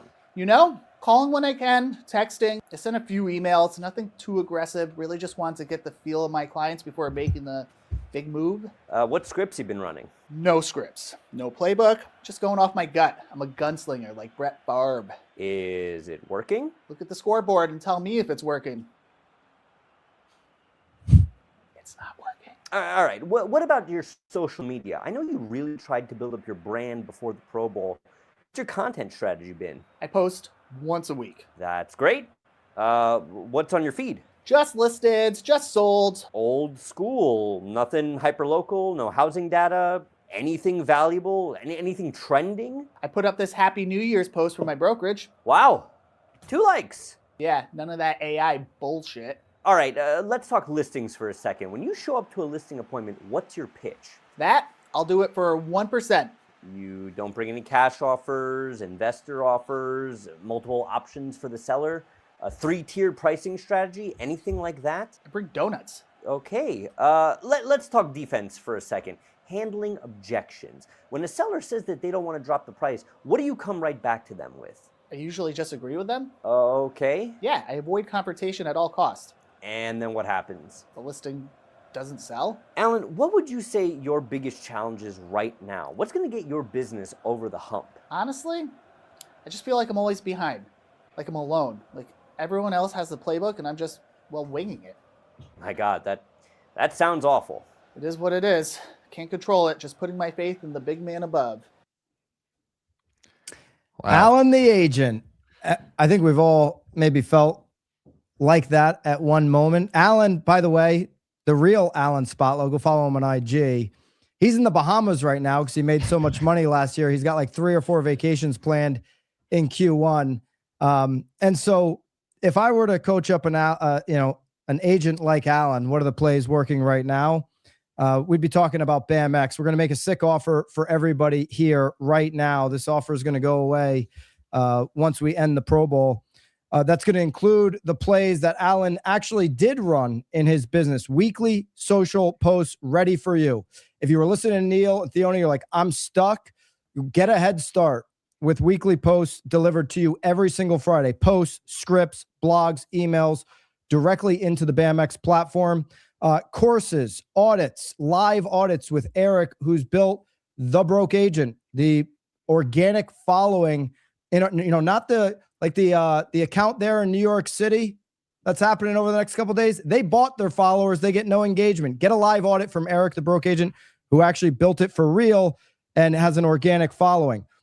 Role play masterminds. Every single week we do role play masterminds. And then you get products like Zudelio, $2,400 free. The entry start 7 days for free. We want everybody here to be able to access BAMX for free. So you get a 7-day free trial. Then it's $97 a month. Cancel anytime. No year-long, baloney. Anytime you can cancel. 7-day free. Come in, check it out, see if it's makes sense for you and your business. Then it's $97 a month. For Pro Bowl annual signups, okay, you still get the 7-day trial, but we're going to give you a Pro Bowl annual pack, okay, for any 7-day, for any annual signups. Annual is the best option. You still get the 7-day free trial. It's $970 for 12 months, so you get 10 months for the price of 12, essentially a 16% discount. When you lock into either monthly or to annual, your price point is grandfathered. Talk to some of the OG BAMX members who are like, man, my price never changes. It's unbelievable. So you're going to be locked in because prices will move up this year as long as, Jerome Powell or Warsh is making decisions on inflation. Prices have to go up. So $970, 12 months, 10 months for the price of 12, 16% off every single BAM annual Pro Bowl annual pack sign up. You're also going to get $100 million money models book sent directly to you, the hard copy, the Guinness Book of World Record book from Alex Hermosi, BAM board member Sharon, big part of that launch and that success. We're going to send every single BAM Pro Bowl annual pack sign up. Once you pass the 7-day trial, a book. And for the first 10 monthlies, we're going to get you a book. So if you're just thinking monthly, rush, sign up now, hit the QR code. It's normally $97 a year. So for a year, it's close to $1,200. You get in for $970 if you do the annual. Full lock-in for the year gets you the book, available until the end of Pro Bowl. So do that now.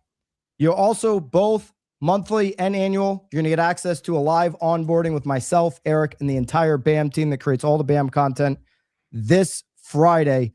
So you will get access to that on Friday as well. Hit the QR code and join the #1 community helping agents close more deals. If all this did was help you close one more deal in 2026, would the $970 be worth it? We have, so many members are closing multiple deals off the role play masterminds and improving their content to where they're getting DM message leads with those lead content audits and the content that they're using every single Friday. But one deal would far surpass the investment. Drop an X in the comments if you're a BAMX member. You see a lot of them chiming in the chat. The value of this is absolutely ridiculous. We are giving you a free trial. Like Byron mentioned, every Friday is our content drop. So if you're ever wondering, what the hell do I post? How do I get more engagement? This is the membership that you should join. It is Every single Friday, you get weekly video scripts, blogs, emails, and custom templates that are always trending and timely. Every single week, we have your hyper-local video course from Alyssa Carnut that teaches exactly how to produce hyper-local content, which is the #1 piece of content right now that's working for agents. We got the live role-playing with Byron, Lisa Chinati, Tom Toole, the office hours with myself and Chris Benjamin, print marketing. Everything that you need in a membership to grow your brand, generate leads, and close deals is in this. So if you're on this call right now, we have thousands of agents on this. Hit the QR code. We're going to drop it in the chat. Andrew Undum also has a training in there. He's fire. Yes, Melissa, you're correct. Get in there right now. This is a free trial. Scan the QR code. This is an absolute no-brainer. All right. All value here throughout the Pro Bowl. I mean, you heard from Zudilio earlier. You get that inside of BAMX. If your MLS has raise, obviously jump into that link, find out, and jump into BAMX. We're giving you a book and locking you into the onboarding there on Friday. So school.com/BAMX, QR code above. All right. Okay. As you're getting in. We've got before, I know we've got something right before, but we have one of the most, this is the conversation I'm most excited about.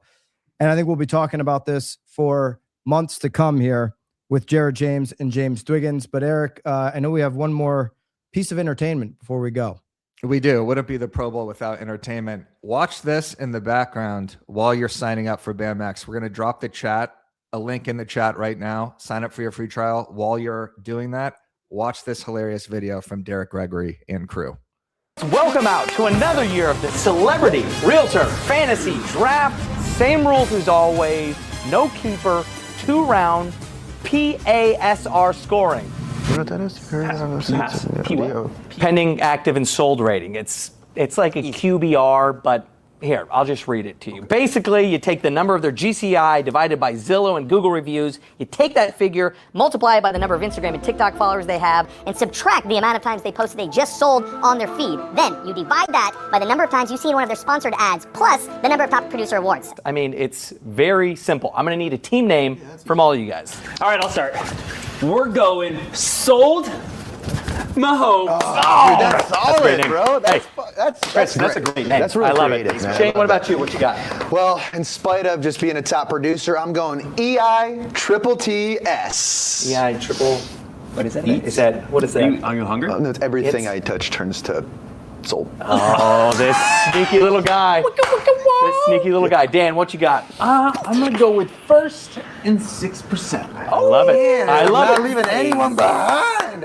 I'm gonna go with take it to the new house. Oh! Don't be It's stopping like, it like that. I'll have a key. Little twist. I like that. It's me opening a door. That's Okay, great. let's I get didn't know you did started. that. Okay, we do the least social media engagement to pick first here. Shane, since no one watches anything you post, you're up first. Who do you got? Well, for my first pick, obviously, the man, the myth, Ryan Serhant. That's a great pick. I mean, the guy goes first every year. He's got almost 5 million followers on social media. His own brokerage named after him. He's got a podcast, perfect skin, and rock hard abs. Great pick, Shane. What's your name? You picked the freaking Tom Brady of real estate. I sure did, guys.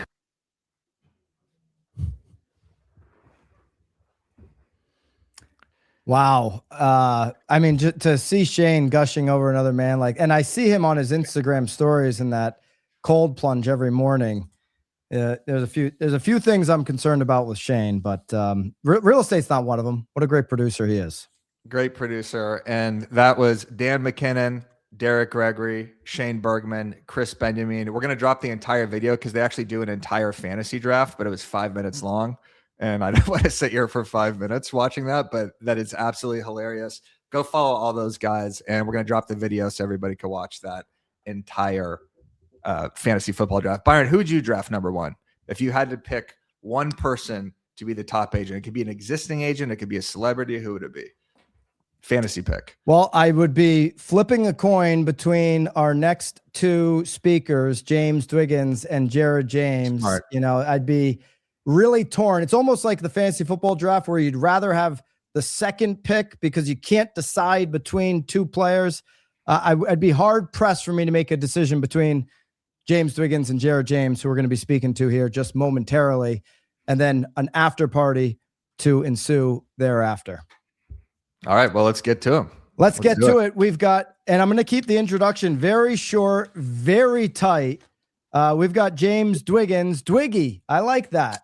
I just call you James, but I'm going to start calling you Dwiggy now. Everybody else does. If I'm not going to go through a long introduction, CEO or founder and CEO of Next Home Brokerage, national brokerage, James has been somebody who's been out front of industry changes, making an impact on agents' lives, not only within his brokerage, but across the entire country, leading us through so much change over the last couple of years, even when it's been unpopular. If you're unfamiliar with James, go check him out on his podcast, The Unfiltered Conversation. I listen to it. It's phenomenal. Check him out there. Jared James today on IG. You know Jared. You've consumed a ton of his content. He has some of the best hooks ever produced in our space, but he's been a coach and an entrepreneur in real estate for decades.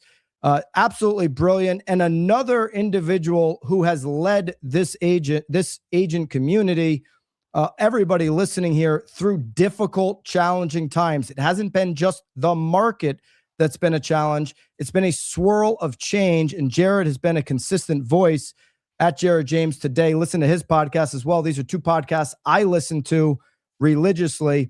And so appreciate both of you guys taking time. I know both of you guys. Byron, real quick, man, you couldn't ahead, pick Jared. me number 1 or 2 because I wasn't on that board. I looked. I saw it and looked, and I have abs. I don't have the gray hair of Sirhan, but I wasn't on the board, man. Listen, I mean, in fairness, I was just in a meeting with Ryan, and now I can't unsee that photo of him on the boat. So I mean, what do I need to start posting thirst traps to get on that board? Apparently. I'm going to Cabo next week. I'll give you a couple thirst traps on Instagram. They're coming. Linda will share some photos of you with the abs. I mean, you know. And Wiggy, what do you think, man? What do you think of the hat? Hey, man, I appreciate that. I got to get you some other swag now for wearing that. So appreciate the promotion there, bud. So, of course, man, of course. Yeah. All right, now that we've thrown Byron off, go ahead, Byron. Sorry, man. No, I'm good. I mean, listen, I'm appreciative of you both your time. I know you guys are both super busy in the middle of a ton of things. And so we're talking about agent status right now. So I want to have a professional conversation with both of you guys. And, we're not looking for any favors from NAR, from brokerages, from portals, from laws changes. What I want to get to here in the next 30 minutes with you guys is a place that agents can get off of this event and go into action this afternoon on starting to elevate their status in the consumer's eye. Think financial advisor. When you walk into a financial advisor or an attorney's office, there is a level of advice that seems superior from other salespeople. And we know the perception that agents have had historically, and then with everything that's been in the headlines these last couple of years. So before we get to some of the changes, the ways we can elevate our status, let's start with what's still wrong post-settlement. So if we just look at these, last year and a half, 2 years, what still exists in practice every single day? I'm going to start with Dwiggy here. That is killing the momentum that you push every day to help elevate agent status. What are some of the mistakes, the common momentum killers that you're seeing right now still being made just within 2 years of the biggest settlement in our industry? I mean, I'll start with the one that everybody stopped talking about. And, we moved cooperation off the multiple listing service. We decided that getting a horizontal group of competitors to now put it in forms and sharing compensation isn't going to actually cause more litigation. Are you literally out of your minds? So I think people need to have perspective here that I'm one of the $1 billion club. So I'm one of the top 100 companies that got sued separately from NAR. And I had to go through the litigation. I had to meet with the lawyers. I had to deal with it. I had to settle, spent millions of dollars settling those cases based upon what the plaintiffs claimed. And we can debate all the bullshit of the claims themselves. It's not the point.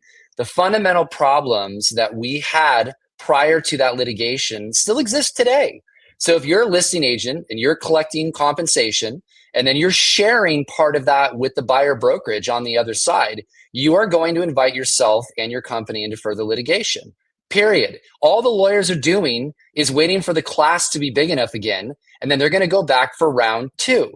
And it drives me absolutely nuts to see that there are many companies who have moved away from this practice, and there are a lot of people that just don't understand it.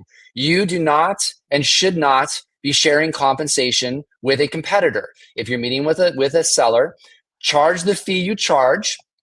Ask the seller what they would like to do. If they want to offer compensation to the buyer brokerage, then it's done through the closing of the seller paying the buyer brokerage, correct? And it drives me absolutely nuts, Byron, that we have not moved past the things. As somebody who has been litigated, and with respect to 99% of the agents who weren't sued, you don't understand what this litigation was, that it's going to come back. And I'll tell you the big difference, and I'll get off my soapbox. The next time the lawyers are going to realize that the brokerage industry, there's a reason why the word broke is in brokerage. They're going to be like, oh, there's no money there. So maybe we should start suing the top teams and agents who actually keep the lion's share of the compensation.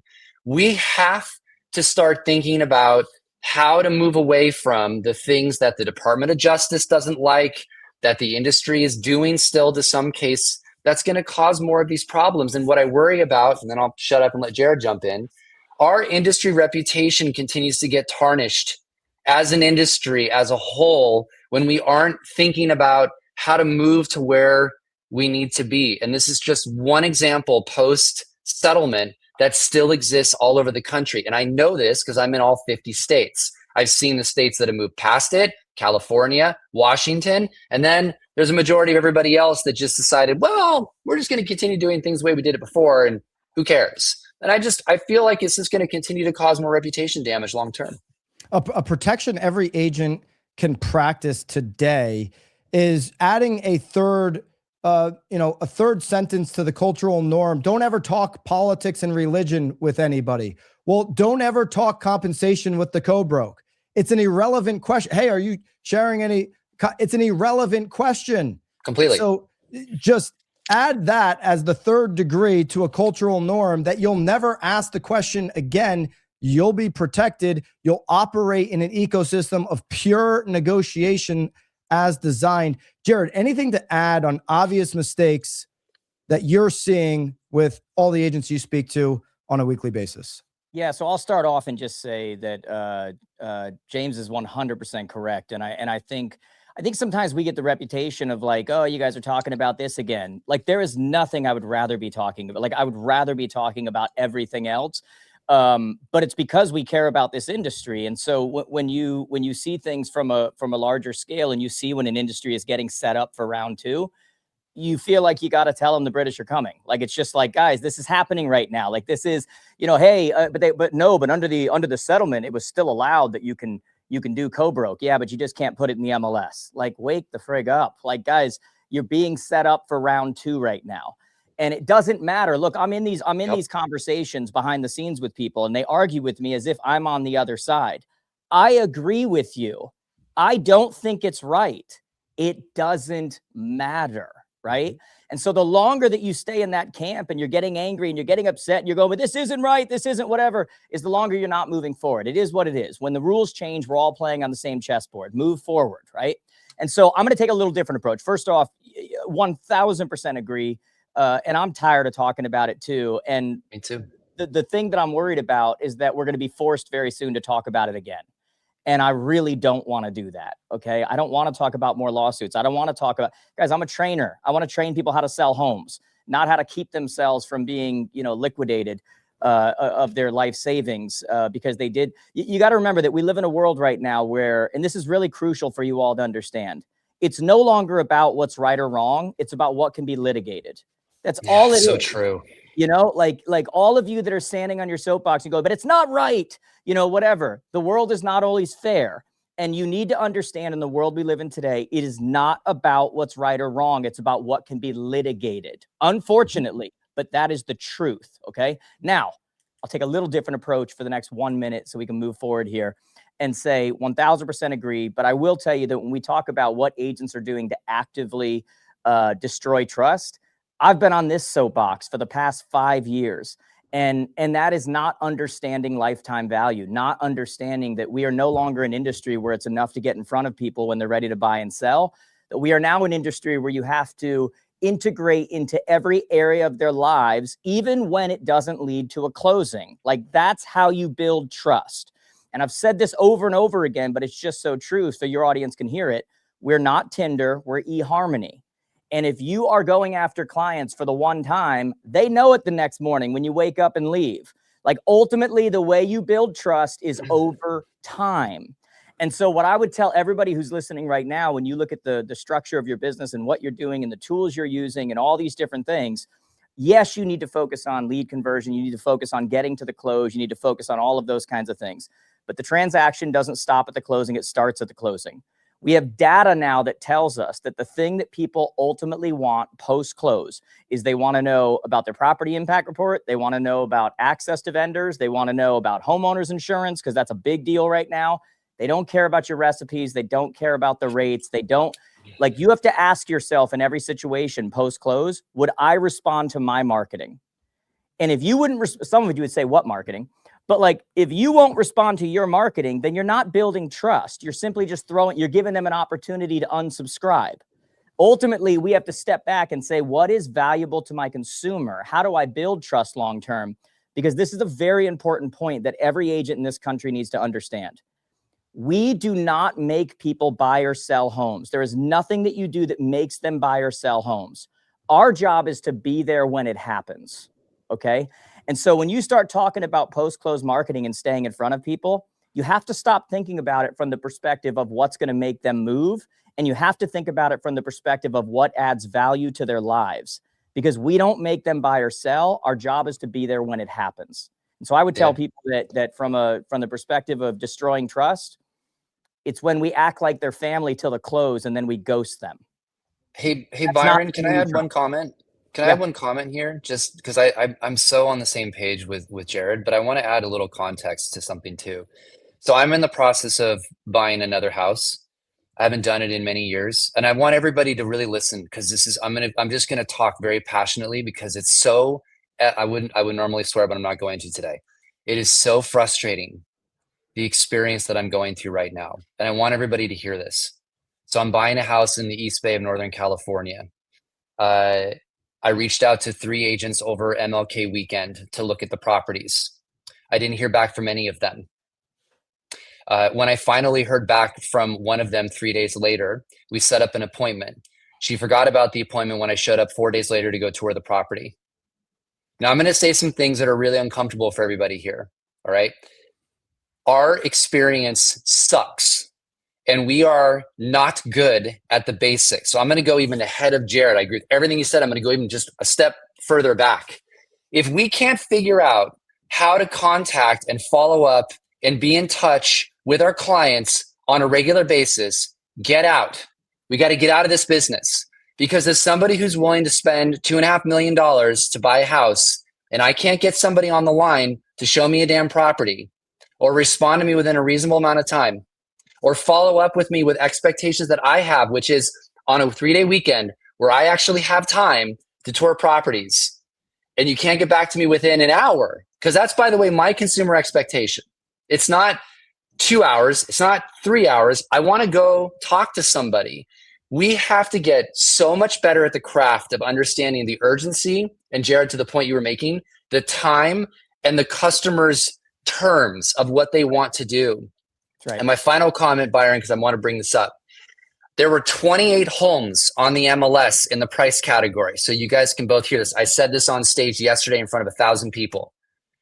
I then remembered that there's a company that likes to do private exclusives in my area.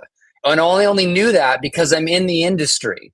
So I went to that company's website where I found 34 additional listings in private status that I, as a buyer, could not see, that the sellers didn't know that there's a buyer willing to see them. I had to call an agent in said company and say, hey, I don't want to go down to your office to look at your shit because that was 40 years ago. So I need you to do me a favor and send me a link so I can actually see the properties that I, as a buyer, might actually want to do, because I want to work with my agent, right?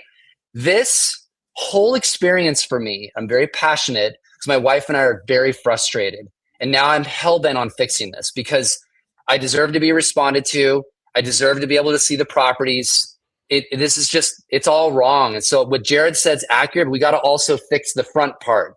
That's got to be part of our conversation in 2026, or people are going to get very frustrated with us and they're going to look for alternatives than what we do as a profession. Byron, So, can I have box 20 over. seconds? 20 seconds? Yes. Yeah, because now the trainer side of me is coming out. Once again, James is 1000% correct here. A couple of things. James brings up something that's so true. When he talks about his expectations are like love languages. Like, you don't determine what your partner's is. And if you don't speak it, they feel left out. Okay. So when he says, hey, I expect somebody to get back in an hour, if you can't, you're in the wrong business. That's what you're supposed to do. Like, that is an absolute must. That's what you do. Number two, when following up with that person, we've taught our people forever. You follow up till you get one of two fingers, right? Till you get a finger that says, let's work together. You get a finger that says, let's work together, or you get a finger that says, let's not work together, that I'm not going to show you right now. And number three, in a competitive market, for all of you that are watching right now, because you come here, you want to get better at your business. So kudos to all of you that are watching right now. As often as possible, and especially when it's inconvenient, respond with video. When your hair is not great, when you don't have your name badge on, when you're at your kid's ball game, pick up the phone and say, hey, didn't want you to think I forgot about you. I got your message. I'm going to get back to you in the next 100%. hour. So I'm at my kid's game. If there's anything you want specific, can you reply here and I'll do it when I get done? When you do that, you have to understand that in a world where everybody's fishing in the same pond and everything looks the same, when everyone's texting and emailing them, it's very easy to reject a font. But when you put your face on it and you look like a human, now you just became a mother, father, sister, brother, whatever, who happens to be doing this to take care of their family. It is much more difficult to reject a person than it is to reject a font. And so all of those things could have given James the exact opposite experience that he had. And unfortunately, he got a real deep dive into what too much of our industry is like. Yep. So a standard we can write down right now, ask the question in our business, is my system of operation today adequate to be able to respond in an immediate or at least table stakes timely manner? And I promise you, there's probably a company, a team, or whatever in your market that has figured that out. Yep. The question you should ask is, have you figured out for your business immediate response time, or at least timely response time? Why does everybody hate Z from inside the consumer or inside the agent camp? Not everybody, but we get the feelings. It's because they beat you on response time. It's why consumers don't care about the lawsuits that Z is engaged in, because they answer the phone. They pick up immediately. They do an immediate handoff. So I know there's a lot of people watching right now in an office party sharing. I would look around your room, your office, sharing this experience with others and decide, are we going to preempt our activities right now? Because what Jared said earlier, things might get unwound. There might be more lawsuits. That's not what the conversation's about, but are you preempting the experience? So James, I want to take this to, I've met with you, in your case, you're the consumer. I've met with you because I was timely on my response, and we're in the first 10 minutes of the interaction. How do I, within 10 minutes, 15 minutes, the first quarter of our interaction, how do I start to validate my fee, be recognized as an elevated professional in those early stages of getting to know and serve you? So here's by the way, you all should do this as part of your business. Every year, go pretend to buy a house in another city and go be a home buyer. Yeah. Literally, everybody should do this. It should be a requirement in your office. You get to go pretend you're transferring jobs and go somewhere else and go experience what I am obviously frustrated about right now. So the first thing to answer your question, Byron, I already did some of my research before I went. Like, I don't think people underestimate or they don't. I literally am judging the shit out of everybody by what I'm doing. And I'll give you the first example. So obviously I'm reaching out. I'm trying to talk direct. I would like to talk to the listing agent, because I would like to ask them questions about the property that they listed. Like, that's a natural process for me. I may be more educated because I'm in the business. But I'll tell you one of the judgy things I did, Byron. I was very irritated by listing agents that didn't put a floor plan on their damn listing. 100% should have them. 100% Like, of listings. You want to talk about frustration is I don't have any idea what the hell the photos mean conceptually to the house. So the agents that did a floor plan, I'm like, oh, that's there. That's there. Oh, I understand that, like, this is the upstairs and the downstairs. And as a buyer, the ones that didn't, I'm like, I don't even know what this means. So I'm already going into the conversation frustrated. I'm now already judging because I'm like, can you not do your job correctly? What is the second most requested thing, Jared, by consumers when looking for property? A floor plan. Like, and you can do them for free at Kubacasa. They cost nothing to do. Yeah. This has been a decade-long rant of mine. The Oh floor my plans. God. A decade of saying 100% of listings should have a floor plan. It's so frustrating because I don't have any concept to what your pretty photos mean to me. So now the way I'm going at it, and this is my wife and I saying this in the car, is we're going to a property to see it now where we don't want to waste our time because we don't have any time. And now we have to determine within minutes of whether this was a waste of our time. So I'm going back to your question. I'm already going into that conversation wanting to talk to the agent or frustrated with the agent because of the way that they marketed the home to begin with.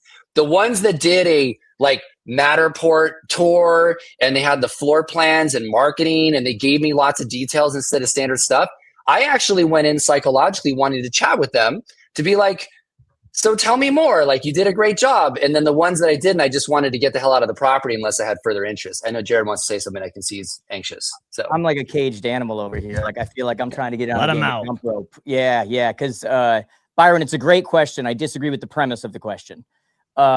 If you are trying to sell them in the first 10 minutes, you've already lost. Because if you went up against me, I'm not going in there with that being my first impression. Okay. So I want to say a couple things. Number one, everything you do in your business up until that point, everything you do for a client, everything, like, back to that whole one of two fingers follow up, the whole thing, like, everything you do within your business, every system, every process, everything is a demonstration of what they can expect when they make the right decision to hire you. Okay. Yep. Now, I want to make a very important point here. We have learned our whole lives about the idea of how important first impressions are, right? And when people say you never get a second chance to what? To make a first impression, right? That's 1991. That does not exist anymore, okay? Tomorrow, I'm going to go to Columbus, Ohio, and then I'm going to go to Mexico, and then I'm going to go to Rochester, and then I'm going to go to Austin, and then I'm going to go to, and you know what I'm going to have in common with almost every single one of those audiences? I don't know almost any one of them, and they all know me. It is my first impression of them. It is not their first impression of me. If I walk on stage, a majority of those people, it's their first impression of me, I've done screwed up, okay? And so I would tell you on a local level that if when you are meeting people for the first time, it is their first impression of you, you've messed up. Okay, because not only because the consumer today is researching everything, they know you before you walk in the door. Half the time when I go to an event and someone comes over and says hello and they say, is your wife here? Is this going on? What's good?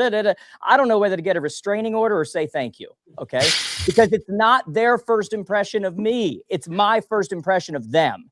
So I would tell you that if you're in a competitive situation and you're trying to make a good first impression or convince them that you're an expert in the first 10 minutes, you already lost. I will crush you, okay? The idea in today's world, when you look at how people are consuming and what modern day marketing is, the best kind of marketing gives to them. It gives value to them. If you and your marketplace are not culture hacking, I mean, you guys have seen how many freaking green screens do I do about articles and all these things and what's going on in the industry and giving my take on it and what's happening here and what's going on there and all of these kinds of things. And essentially what's happening is I'm putting myself in the position of an expert. And the reason people hire me and they talk to me is because they already assume that. By the time I get there, they want to hear what's more. You asked me to come on here. What else you got in there? What's going on? If you are not doing that in your local marketplace, if you're not culture hacking, talking about everything happening in there, telling them why it matters to them and doing everything that everyone else in your area is avoiding doing because they have a pimple on their forehead, then you're relying on the first 10 minutes. And I'm telling you, you've already lost. It's already over. I will dominate you. On a pie chart, what percent is built in before that first meeting? To your point, first impression starts online. Is it your first quarter, second quarter? Is it 50% of the equation? Is it all of the equation? How much? Byron, it's not one importance you put on it? impression. They've watched 12 videos by the time you've come in. Yeah. They've 100%. looked at all your social channels. They've looked at what you do personally. They've looked at what you're into. They look at whether you have kids or not. They look at your, are you active in the sales community? What's been your, man, they are borderline without the borderline stalker before they talk to you. Yeah. Byron, I'll give James you is another doing one. I'll just add one other comment. And now I obviously had a buyer's agent in this particular process because, I wanted somebody that knows that market really well. But I'm a little more educated than the average. So consider me obviously somebody experienced. So I wouldn't say a first-time home buyer would do this, but I would tell you somebody who's bought a house probably will. One of the other things I did is I went to, ChatGPT and I looked up the listing agent. And I'll tell you why I wanted to do it. I wanted to know who the listing agent was, how experienced they were or not, and what kind of negotiation I can probably do with that agent based upon their level of experience or not. So to Jared's point, I don't think people should assume anything. You should be assuming that everybody's going to search the shit out of you, to know everything about you. Because, for me, any type of advantage I can get in a negotiation, I'm going to spend that time. Now, granted, don't consider me first time home buyer, but I think somebody who's done it before is going to do research and they're going to do it in a lot of interesting ways. So yeah, you're not creating a first impression. You're validating your brand that they already saw. That's all you're doing. You're walking in and they're quickly in the first 10 minutes, they're not getting a first impression. They're validating, oh, you are the person that you appear to be. Oh, that's why I liked you. Oh, you're exactly who I thought you were. Like, that's how the world has changed. One comment. This is really important. I'll shut up. You got to remember, you don't know if the buyer is planning to buy right now or is going to sell their house. And I really want to make this point because in my particular instance, I might be selling another house. I might not. But what do you think I'm doing when I'm looking at all the marketing the listing agents are doing? Yeah. Do you think I'm looking at them potentially as, maybe I want to use them for the sale of my other home? And if I'm not impressed, I ain't going to be calling you to do a listing appointment. So open houses are one of the biggest sources for seller leads. James, you're in the top 0.5% of sophisticated buyers in your personal situation of being a buyer. You've got all this information. I would agree with both of you guys. First-time home buyers, Gen Z, all the way to the most sophisticated buyer investor, they're all going to be looking you up. The first impression is going to happen well before the first 15 minutes. Now we're into the deal, and I want to wrap here. If we're doing stuff that is process-driven, we know what to expect next. We do it every single day. We've been in deals. What level of assumption should we make that they've done the research on process? I just saw a clip from Matt Damon and Ben Affleck talking about Netflix, talking about the style of production that they're doing on Netflix now.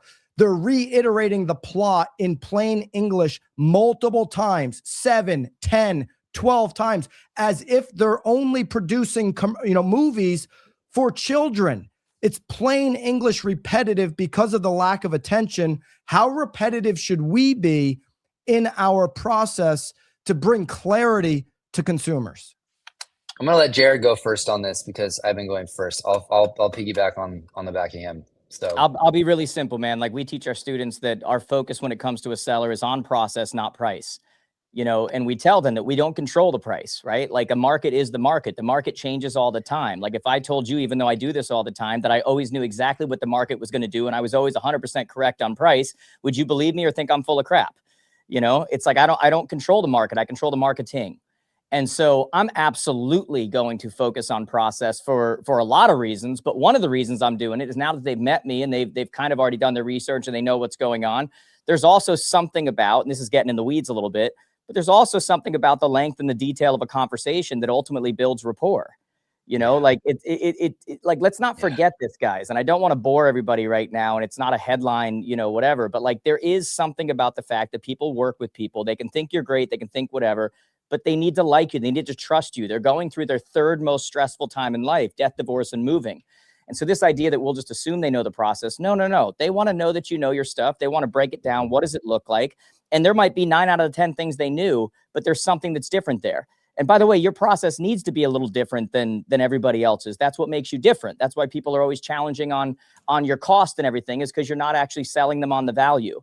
And so, yeah, absolutely, man. We need to sit down. We need to step by step. We need to give them that confidence. But again, it's not as sexy of a topic, but there is something about that rapport building, that relationship that occurs. The longer the relationship goes, the more it goes back and forth. That is absolutely crucial.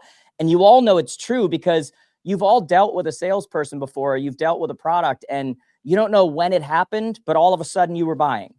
And you're like, I don't know what happened, but I like this guy. I like this girl. I like you, whatever. And it just happens. And you can't skip that process, because if you're talking about lifetime value, if you're talking about eHarmony, if you're talking about working with them over and over again, if you're talking about, you're not just selling to them, you're selling to everybody in their family and their friends that are ultimately they're going to refer you to and they want to feel comfortable about.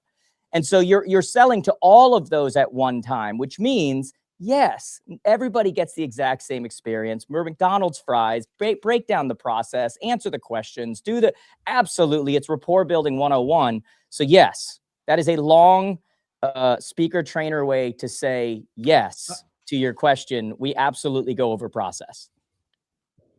So this is what I wrote down. I've got 4 key points, and to finish, just tell me if I missed anything.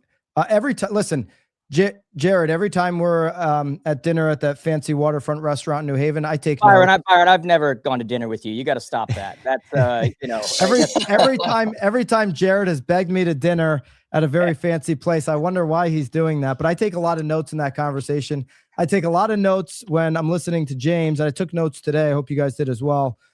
Standard of communication. Have a standard around your communication, the timeliness in which you're going to communicate. That's one way to elevate way before you have that first meeting. Number 2, everybody should secret shop a different market so you can learn what's working, what's not working, what triggers you emotionally, because what triggers you emotionally is going to trigger your customers emotionally. James is after decades of experience, he's unlocking new insights of why people are frustrated by doing this real shopping for himself. Secret shop every year. Third point, first impression online. It's probably brings you way beyond halftime from the consensus that I'm getting here. And 4, process, not price, process, not market, process, not inventory, process over everything. Dwiggy, did I miss anything that you want us to walk away? Just one. You need to be transparent about what you do. You cannot rely on the idea that the customer understands what you do as a profession. So I'm going to piggyback again on Jared, because I kind of figured where he was going to go with that. That process needs to be showing people intelligently the amount of stuff that goes on in a real estate transaction, because a lot of times what people are going to research isn't based upon reality of what is going to occur. Remember, consumers think you get paid too much money. That is a fact on every study humanly possible. So you've got to get really good at presenting the amount of work that you do. Show them what's happening in the process. You can track a pizza, you can track an Uber, you can track almost anything. You got to give that client the ability to see what's going on to justify that value. And then to Jared, and I want to pinpoint this because I am such agreement with him. You've got to expand your value beyond the close of that transaction. It needs to be the 7 to 13 years they own that house, that you are consistently following up with that client so that you are front of mind. Call them on their birthday, call them on the anniversary of the sale of their house. Find reasons to have a conversation. And for the love of God, don't try to sell them real estate. Just talk to them as a human being. Right. Just connect with them. Just be top of mind on a human level. That's all you got to do. So I mentioned it earlier, James. I want to thank you for the gift of Raise into the industry. Pushing that into MLSs so that it's accessible for agents. It may be accessible in your MLS right now. Go to raise.com to check that out. But this level, I said it before, earlier, I said this bridges the gap of transparency that hasn't existed. And a lot of things we do, we take for granted. A lot of the steps we do, we feel like is a hidden secret. These should not be hidden secrets. The customer should know about it. And you'll get some of these raving lifetime customers that obviously we're also passionate about, but Jared has highlighted so much. At Jared James today, Go check him out if you haven't already. Go check out his pod. Like I'm talking about taking notes. I take notes on both of their pods. Go check out Jared's pod. Go check out James Dwiggins' pod. We'll get these linked up. Both of their Instagrams. Haley's linked up in the live chat. I appreciate both of you guys. You guys are pushing this industry forward. And if nothing else, you listen to these two guys, you will be elevated in your business. And I wish that for everybody in our space. Thank you guys both. Thanks, man. Appreciate it. Appreciate you. Appreciate you guys. So, Eric, I've got now 6 points. The standard of communication. We're about to get into our after party here in just a moment, but I just want to put a pin in this. QR code is up. Obviously, I saw a whole bunch of annuals lock in. Get your annual pack for BAM X. Hit the QR code there. But the standard of communications, the secret shopping, the first impression online. I mean, the playbook from Neel, the playbook from Theoni speaks to that. We just spent 2 sessions on that. Process over price, process over market, process over inventory. That's where 99.9% of the conversation should live, in the process that you're bringing to the transaction, being transparent about what every single step that connects together in that process. And then you can build those lifetime conversations, communications, and clients. Those are 6 points. I know the BAM team is listening to this, but I just wrote an article for you, BAM writers, with six points. I didn't write it. Jared and James wrote it, but I took notes on it, and I hope you guys did too. If not, we'll put an article out so you guys can get the recap. Everybody will get the replay. But Eric, how are we wrapping this thing up? This is after party time. The confetti's falling. I don't know who won the Super Bowl there. Was it Neel? Was it Theoni?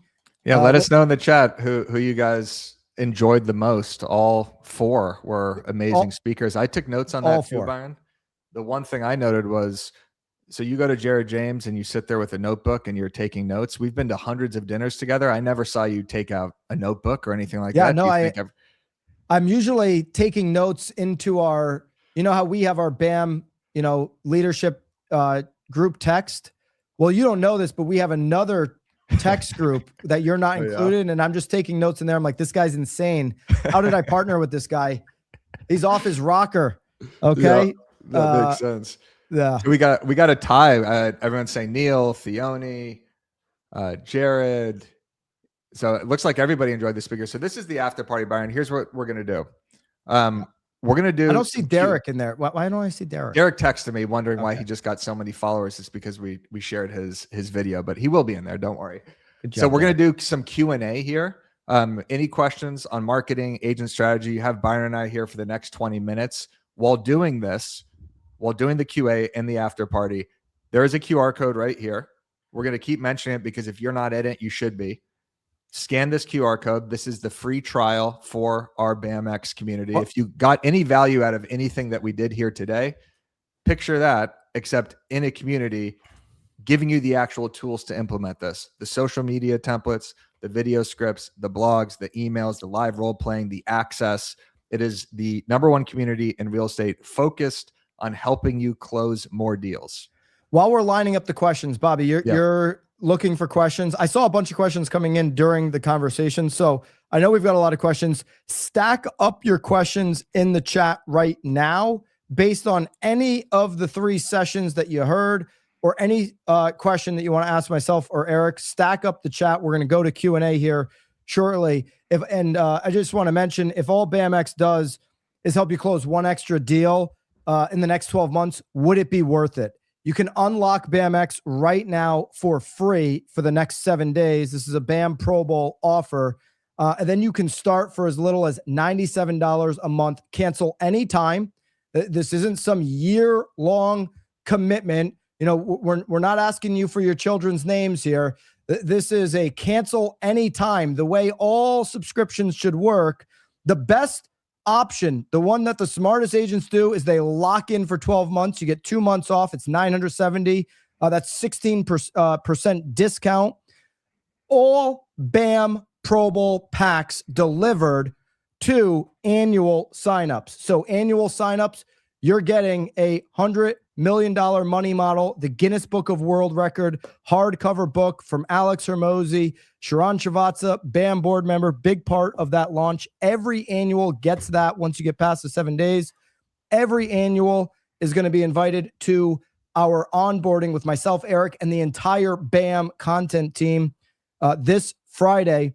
And if you are a monthly, you'll also be invited to the annual. First 10 monthlies, or we're going to do a drawing for 10 monthlies to get a book as well. So if not ready for the annual, jump into the monthly, school.com/BAMX, QR code in front. First question, Paul, congrats. Looking forward to seeing you in BAMX. By the way, once you get into school, download the app, desktop app, DM me on there. I answer 100% of my DMs. Ask BAMX members 100% of DMs. Sometimes I'll even get on a FaceTime with you if we can't work it out through DM. So Christy, anything you recommend specifically for agents in the first 1 or 2 years? So Eric, I'm not sure if Christy's asking based on production or content. So why don't we answer both? Because we don't know. Why don't you go with the content, that first kind of, how do I build that first impression that Jared was talking about? How does it become obvious that they already want to work with me on the content side before we ever meet? And then I'll take it from a production side.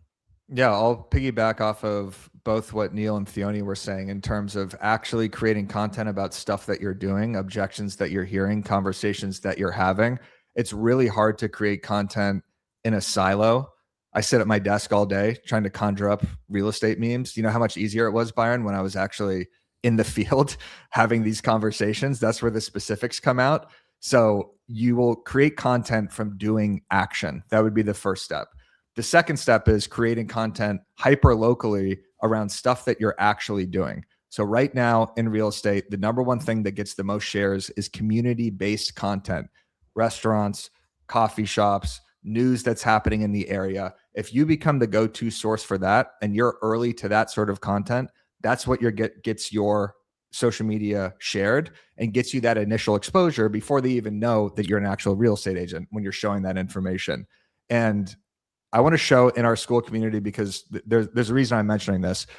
If you go into school, Bobby, we actually have the first thing that every agent should be doing the second they start to create content. So go into Classroom. This is in our membership right here, and go to the hyperlocal content course. This is Alyssa Kernut. So she is the queen of hyperlocal content in Spokane. She has a video series training about the reels, the stories, the DMs, the content she posts, the scripts, how she films, all in BAMX. Again, everybody here should join right now because it's free.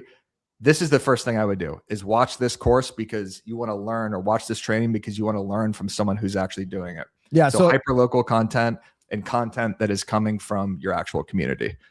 So first, 1 to 2 years, every call, like Eric said, the action, every call you take, use that as a leverage point, as an energy point, like Theoni said, to create a FaceTime style piece of content. Number 2, go to Alyssa Knut's Classroom, get the hyperlocal playbook, and sprinkle once a week, once a month, hyper local content in, so you can be seen as a local expert. Okay, those are the first 2 starting points. Number 3, you can post every day if you're a BAMX member because you're getting the content delivered directly to you. All right, so Christy, I'm going to take this from the production side. First year to 2 years, what you can do. The first thing is you need to have a very clear mission. I need to shorten the length of time between now and getting to double-digit sales, double-digit reviews. Okay, double-digit sales, 10 plus sales, 10 plus reviews. James Dwiggins is a multiple decade broker in all 50 states. He's shopping currently. He's obsessing over researching everybody he comes in contact with. Gen Z up to the most sophisticated buyers are doing the same. Your path to double-digit sales, double-digit reviews needs to be the sole focus on production. So there's a number of ways you can get there. I'll give you a play that I broke down with a BAMX member, Nikki, in one of our role play masterminds where actually this was one of our office hours where we broke down the exact play. She said, hey, you know, I'm not with an environment that is investing in leads. I don't have the runway, the money to invest in leads. I'm willing to make calls and I love doing open houses. Okay, cool. Every single week, call 200 agents in your community, in your office. Offer up your services and exact performance that you're going to supply on their open house. Collect not one open house a weekend, collect 4 to 5 Friday through Sunday. Run that for the next 10 weeks straight. Run that for the next quarter, the next 90 days. Every single week, running 4 to 5 open houses. So everybody says you should be on the phone. Well, I don't have a big call list. I don't have buyers and sellers that I can call. Well, every agent's number, every listing agent's online. If it takes you to get 5 open houses to call 200, you call 200 listing agents. This is how I'll perform. This is how I'll make you look great. I'll take the buyer leads. I'll give you a 25, whatever, a 20, a 30, whatever. You know, numbers are irrelevant. I'll give you whatever to be able to have access to this, but I'm also going to give you a report to the seller. I'm also going to give you, you know, shared contact information for people who want to reach out directly to you. You're going to get the listing leads off of this. And I'm focused on the buyers because I'm focused on getting 10 deals immediately so that when I'm looked up before we start. And so every plan, if you got a runway, then, you know, start pouring leads into it, meaning you got cash. Okay. Then go out and acquire leads. Right? Hormozy's going to, you know, when you read this book, it's like, boy, what I could do with these money models if I've got leads coming in. Well, you can generate leads by doing the sweat equity. And if you don't have buyers and sellers, call agents, leverage their position, 4 to 5 open houses a week. And we work on this stuff every single week in the office hours, in the role play masterminds. So Christy, we could build out a personal plan in there when I see you in there. Bobby, what do we got next? All right, Will's got, do we show the customer all the math, like the total? Let's stop using commission. Sounds like a tax. Let's start talking compensation. Compensation is being compensated for a job done, performed, complete. Everybody, you want to compensate a phenomenal service that's provided to you. Last night I had a ride from the airport. This Uber driver was not compensated at a level I compensate other Uber drivers, Eric, because he just ripped a Newport, you know, a Newport 100 before he picked me up. Say something else. And I'm like, dude, come on, man. You're ripping Newports before you pick. Come on, man. You know, I still compensate. I'm a nice guy, but not as much as I compensate other people. So a great job, a great performance is going to be compensated. A commission sounds like a tax, but okay. Do we show all the math, 100% of the math? So this is an easy question. 100% of the math. Walk them through the math. Here's what it looks like. We're focused on their net number. They can't understand their net number if they don't see all the numbers. Full transparency, full math. You know, your split to the broker, if you're going there, is probably irrelevant. You know, if you have a split to a sharing broker, then that's probably irrelevant. But your personal split with your broker, you have brokerage, you know, team, agent, obviously whatever the structure is there. All of those components working together are providing services for the service they're paying for. Now, if you're paying some other outside source, disclosing that, totally fine. Hey, there's a cost of acquiring a customer, right? So you could pay 40 to a portal. You could spend that money on Google pay-per-click. You can spend it on Facebook ads. You can spend it on a videographer.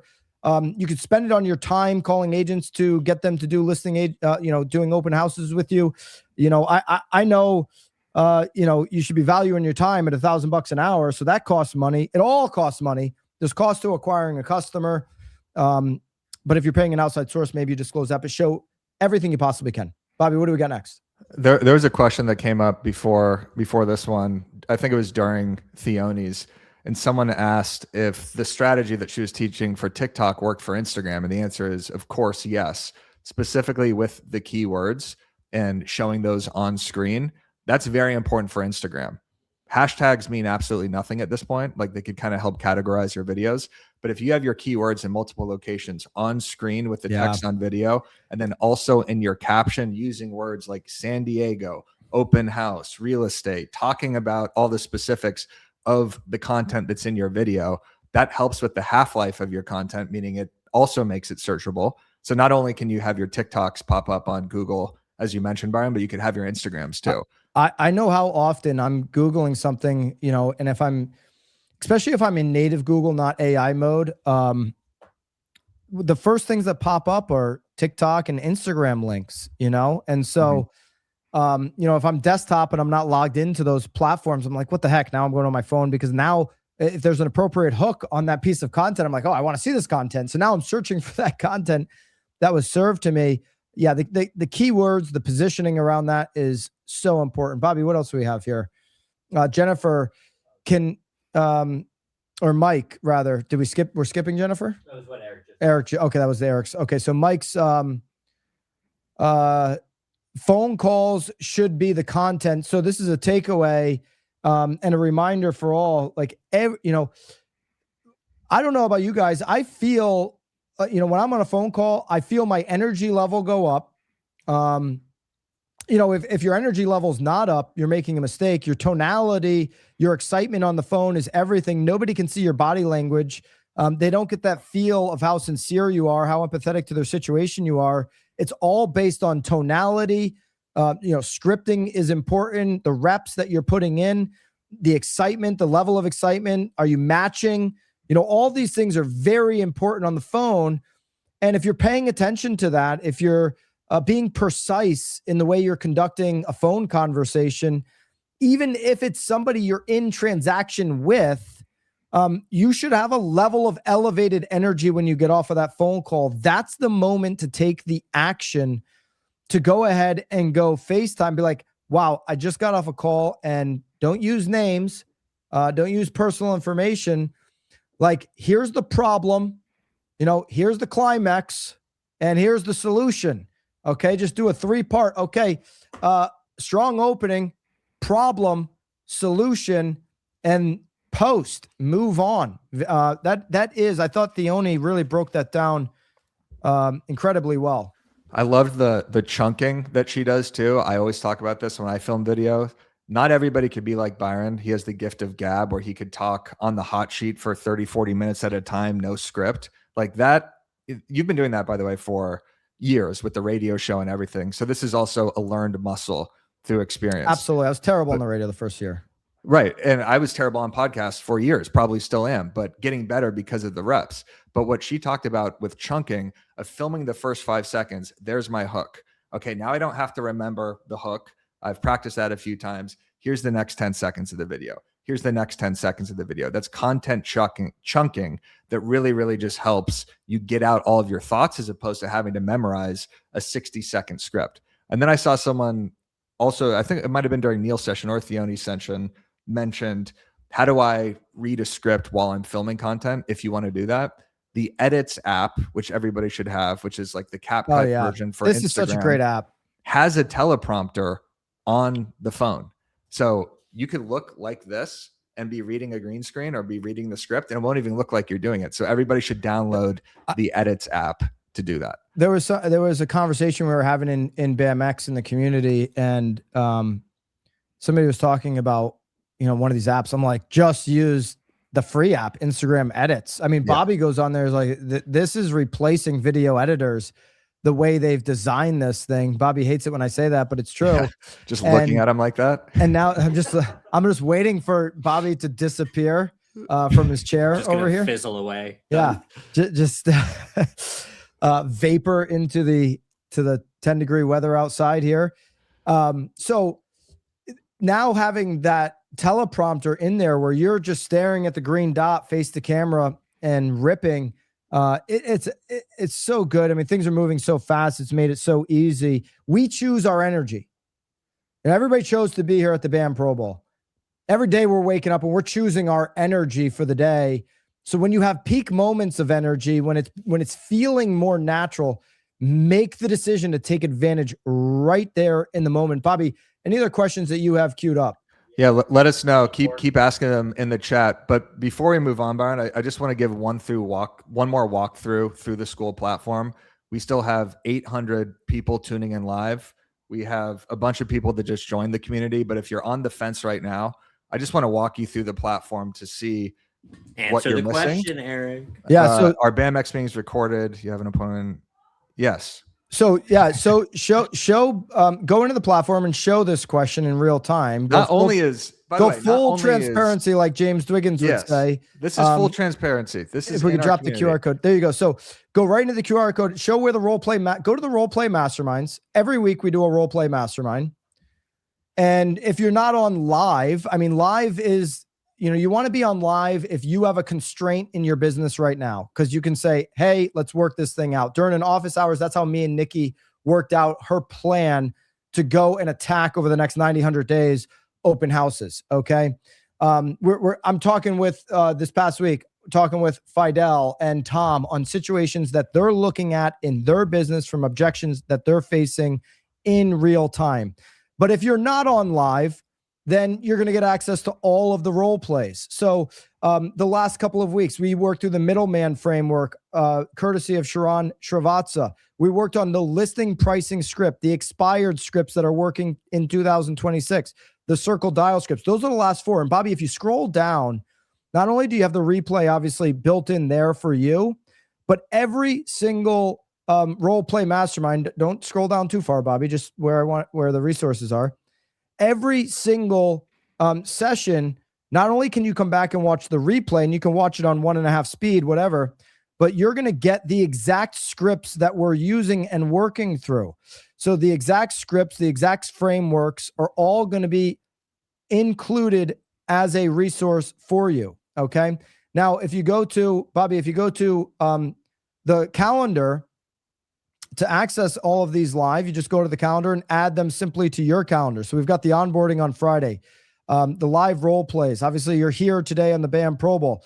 On an upcoming Wednesday, we have an office hours. When's the next? Nobody adds to Outlook anymore. Sorry to Outlook users.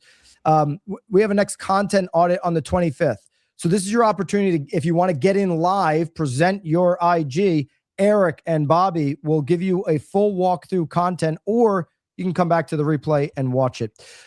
So every single week inside of BAMX, you're going to be delivered the social templates that are working, designed by the BAM team each and every single week. The video scripts written by head of video here at BAM, Bobby. Blogs written by BAM writers. Emails so that you can copy, paste, and go every single week. So posts, emails, blogs, and scripts for video every single week. All of our courses, like the Sharon Srivatsa Knowledge Bank or the Alyssa Kernut local, hyper local course, all included. Role play masterminds every single week included.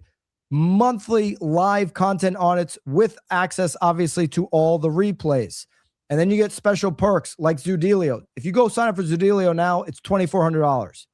The best plan in BAMX, which exists for Pro Bowl today, is locking in on a 7-day free trial for the annual, because you get it for $970. You get $2,400 Zudelio perk included in that.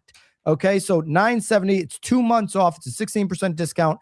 Every annual, we're going to send you as a thank you the $100 million money model book, the Guinness Book of World Record breaker, from Alex Hermosi. Him with his phenomenal team, Layla, Sharon Srivatsa, BAM board member, just did an unbelievable job with this. I promise you, when you go through this, you're going to see, the 3 pricing tier strategy that they're working through on Role Play Mastermind, that's a money model. That's a money printing model for listing. It's how to elevate comp.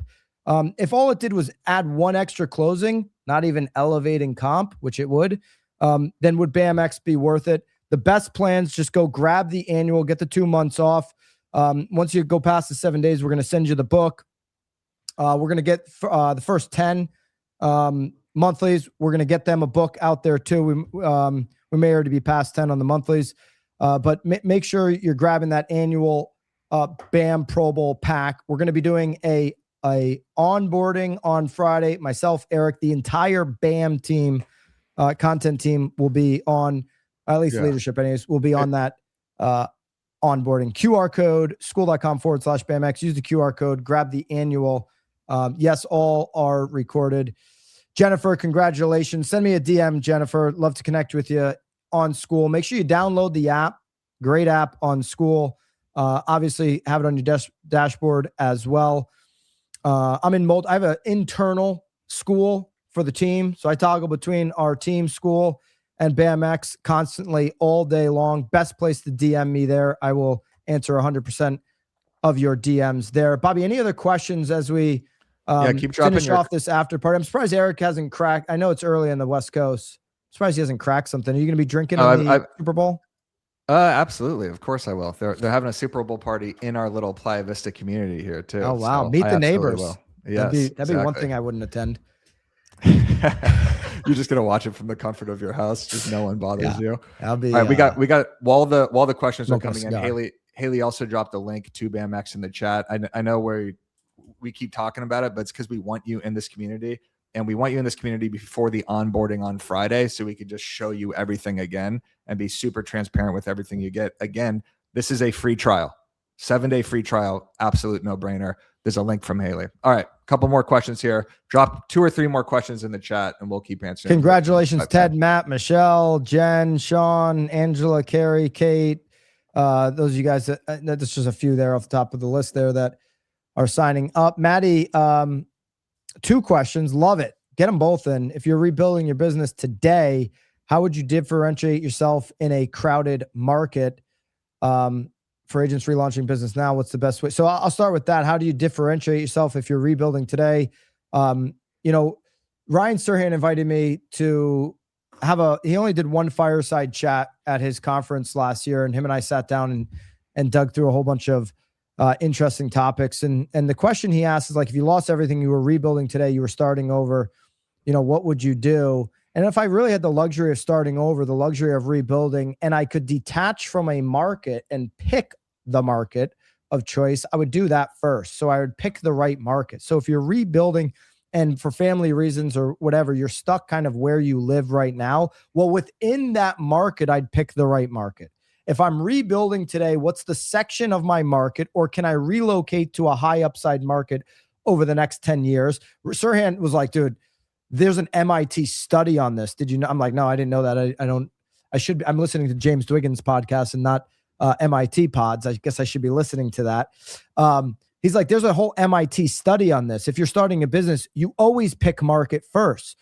So if you're rebuilding, where in your market within I'd say a 60-hour drive time is going to be the most practical place for you to rebuild. One of the most successful agents I knew early on in my career, she was working in my market. She was very successful. She was a high listing agent working in my market that I was working in. So I want to build rapport with her. I think agent relationships are very important. Build agent relationships.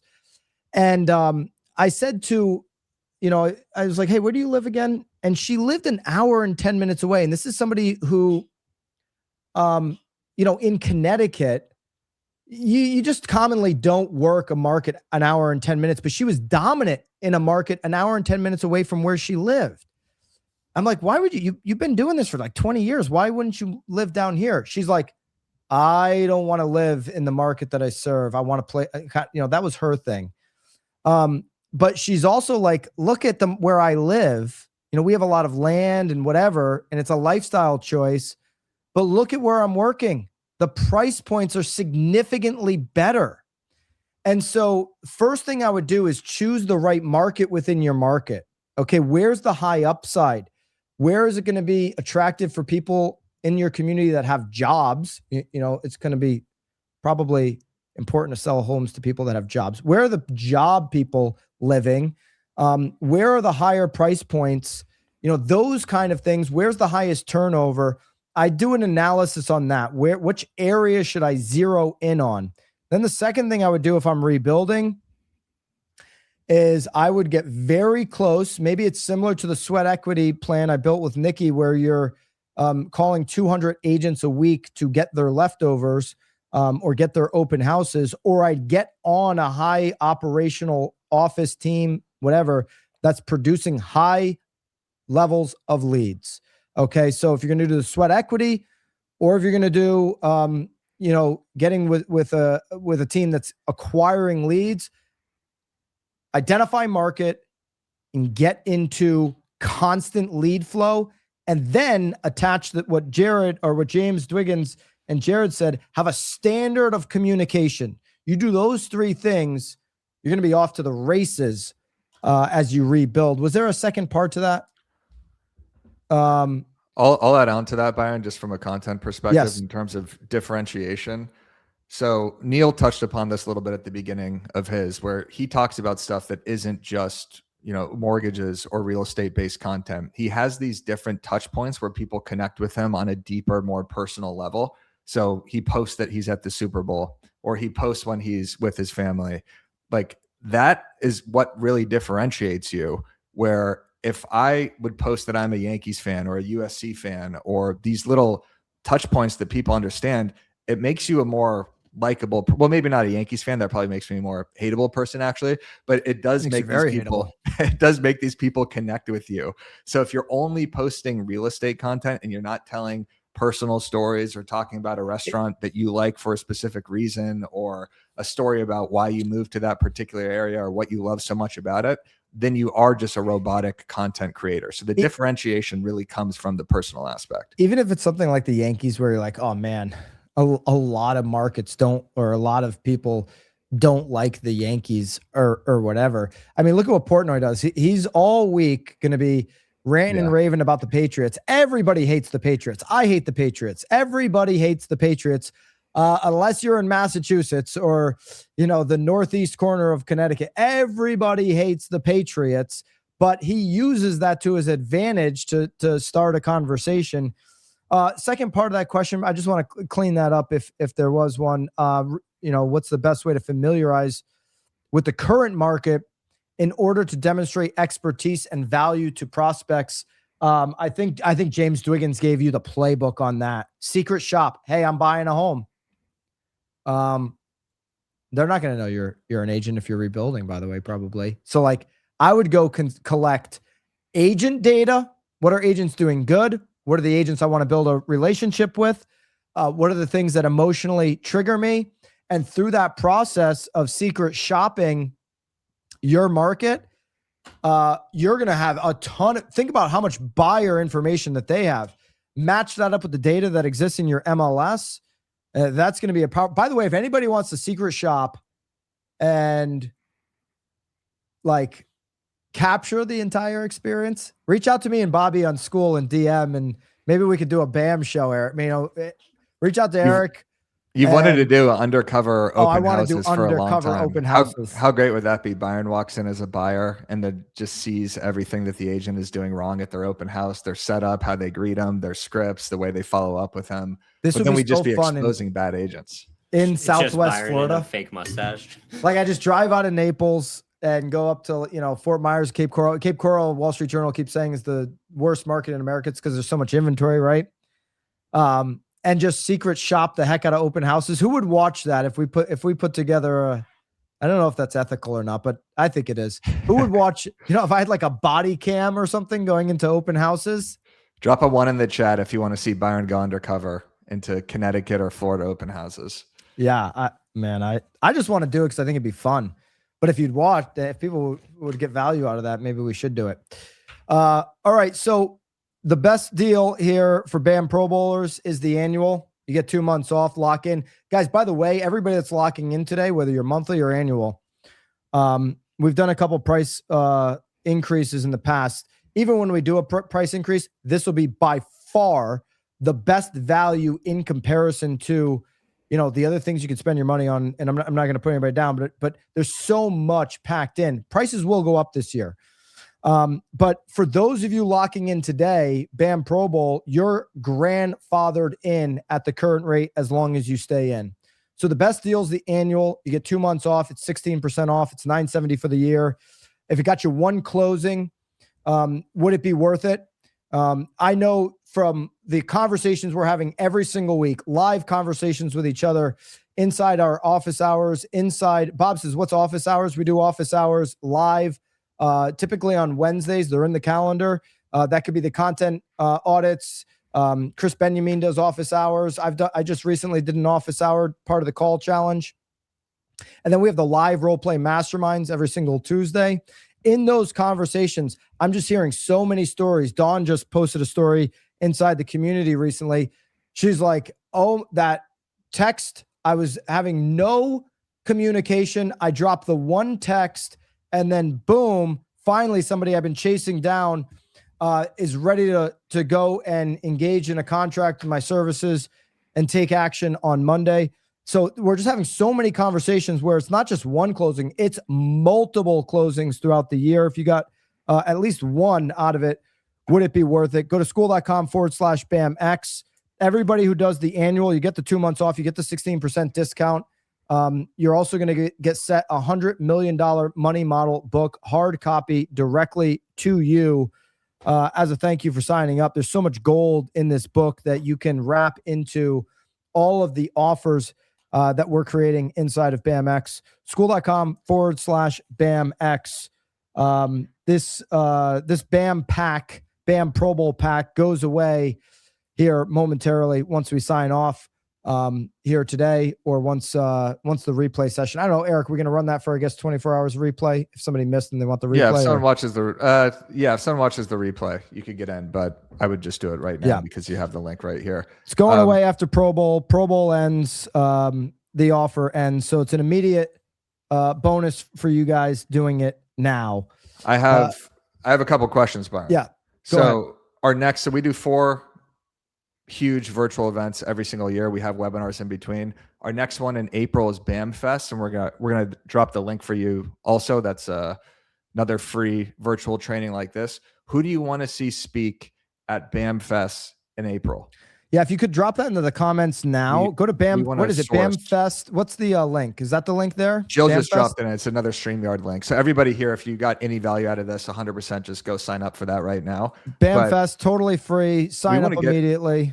We want to get some people outside of the industry too. Maddie wants Ricky Carruth. Ricky Carruth, Sharon, of course, always a banger. So that's why we went with Theoni, lender, Neel, lender, kind of went the TikTok route. We've never had James Dwiggins on one of these. So, I mean, he's been on your pod, but I thought the speakers today were great. Sirhan, we've done Sirhan a couple times. The Rock he's amazing. might be there, Eric. Is that true? Will The Rock be there? Phil Jones. Hey, Phil was in my... Phil sent me a message here recently. So Phil Jones, okay. Warsh, the new I mean, Danny Greco.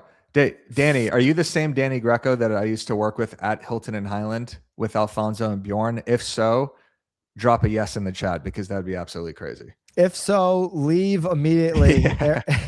Eric, Danny Greco, is this you? Are you the guy?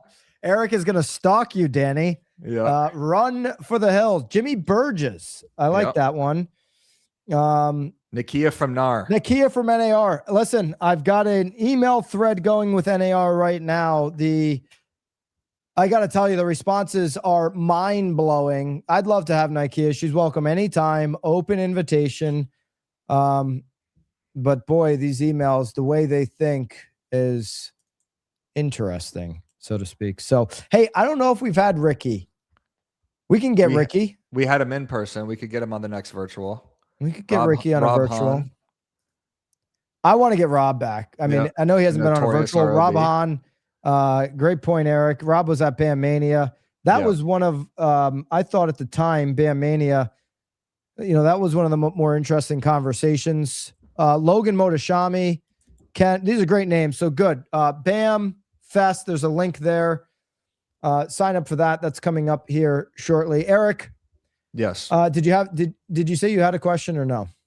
No, that was by a couple questions. I just meant one question, and that was the question. That was the question. Okay, I screwed myself over by using that. All right, here's another question. We're here at the Pro Bowl. Who do you have winning the Super Bowl? Seahawks or Patriots? Who do you have, Byron? Boy, I don't know. I guess I'm not thinking spread here. I'm thinking winner. No, let's take spread. I mean, it's a 4.5 point spread. Oh, 4.5. 80% of the public money is on Seattle. By the way, here's another touch point. Then I probably go back into context. On the money. I go Pats. Money line winner. I think Seattle. Got it. Okay, so you'll take Pats to plus 4.5. I'll take the 4.5 points. Yeah. In my broadcast channel, if you're not a member of it, by the way, go to the Broke Agent Instagram. In my broadcast channel, it's just where I send DMs. I give marketing tips and event updates like this. Whenever I give a marketing tip at the end, I give a gambling pick, Byron. And so I'll say like, here's the play on the gambling. Go oppo of whatever Eric. Not for college basketball. So I'll say something like, use text-based hook on your green screen. By the way, take Arizona minus 12.5 against TCU. And then that is another touch point with people where now when I see them at conferences, they'll talk to me more about sports. See?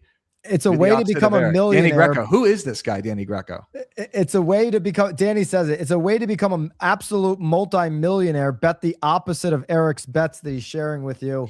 And you'll just be printing money. That is your $100 million money model. Go opposite of Eric. All right. I want to do just a couple quick thank yous. Thanks to all of you guys for being a part of this, being a part of the BAM community. If you're a BAMmer, just part of the BAM community, if you're a BAMX member, thank you. We believe information should be extremely accessible. That's why when you go to nowbam.com, go check out the new website facing too on nowbam.com. That's why you'll never, ever see a paywall on any of our articles, any of our podcasts, any of that type of content. It's always going to be accessible to you. We believe in accessibility to elevate this industry so that you can get the access to the plays in a 24-hour window each and every single day. It's why the BAM team's bleeding over the hot sheet. It's like the amount of hands that are involved in the hot sheet every single day. It's not just me. We've got an incredible team at BAM putting that together to give you guys that information each and every single day on our YouTube, Now BAM.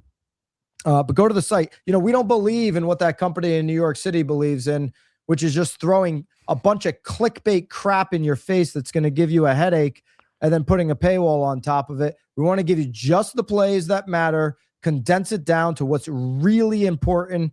And so I want to thank all of you for being a part of this community. Everybody that's part of this BAMmer community is elevating the status one by one with your agent interactions, the deals that you're doing. I know if there's a BAM agent on one side of a transaction, that transaction is going to be better for it. So thanks all of you guys for showing up. I want to thank all the speakers, Theoni and Neel and Jared and James. All those guys and girls are just absolute rock stars. Derek Gregory and Guy Fontaine, Matt Leonetti. Matt's super sharp guy. Derek's super sharp guy. These guys provide so much entertainment. Kyle, obviously, with the national anthem. I can't believe the talent he's got from a singing perspective. Saw it at the Bambies and then saw a completely different angle here with Kyle. So everybody from the BAM team that's involved in these virtual events, we do 4 main ones, like Eric said, a year. It takes a lot out of the BAM team. We got the BAM Fest coming up. The link's down below so you can get early access into BAM Fest. We'll have BAM Barbecue in the summer and then Bammies to end the year. Really appreciate spending this time with you guys. You don't have to, we want to make it accessible. You don't have to travel for these. You can get a free spot, and we're going to continue to do this. It is a lot of work, but the BAM team's great. So Vanessa, Jill, Bobby, obviously you guys know Bobby, Haley, Sarah, the whole entire Kenneth, the entire BAM team behind the scenes doing a great job. It's like a Grammys acceptance speech. Just listen. Sorry, I was thanking all these guys because there's a lot of work that goes into this, and there is. Most importantly, we can't do it without you guys, the BAM community helping just kind of elevate everything that we're doing. So it's unbelievable. Eric, final thoughts? Yeah, echo everything that you just said. I love seeing all the comments and everybody participating so much in these. It's just awesome to see because, like Byron said, so much goes into it, and to see thousands of agents actually take 3 hours out of their day to listen to us and see the presentations really means a lot. So we appreciate you, and we'll see you next time at the BAM Pro Bowl, but next time at BAM Fest. Thank you.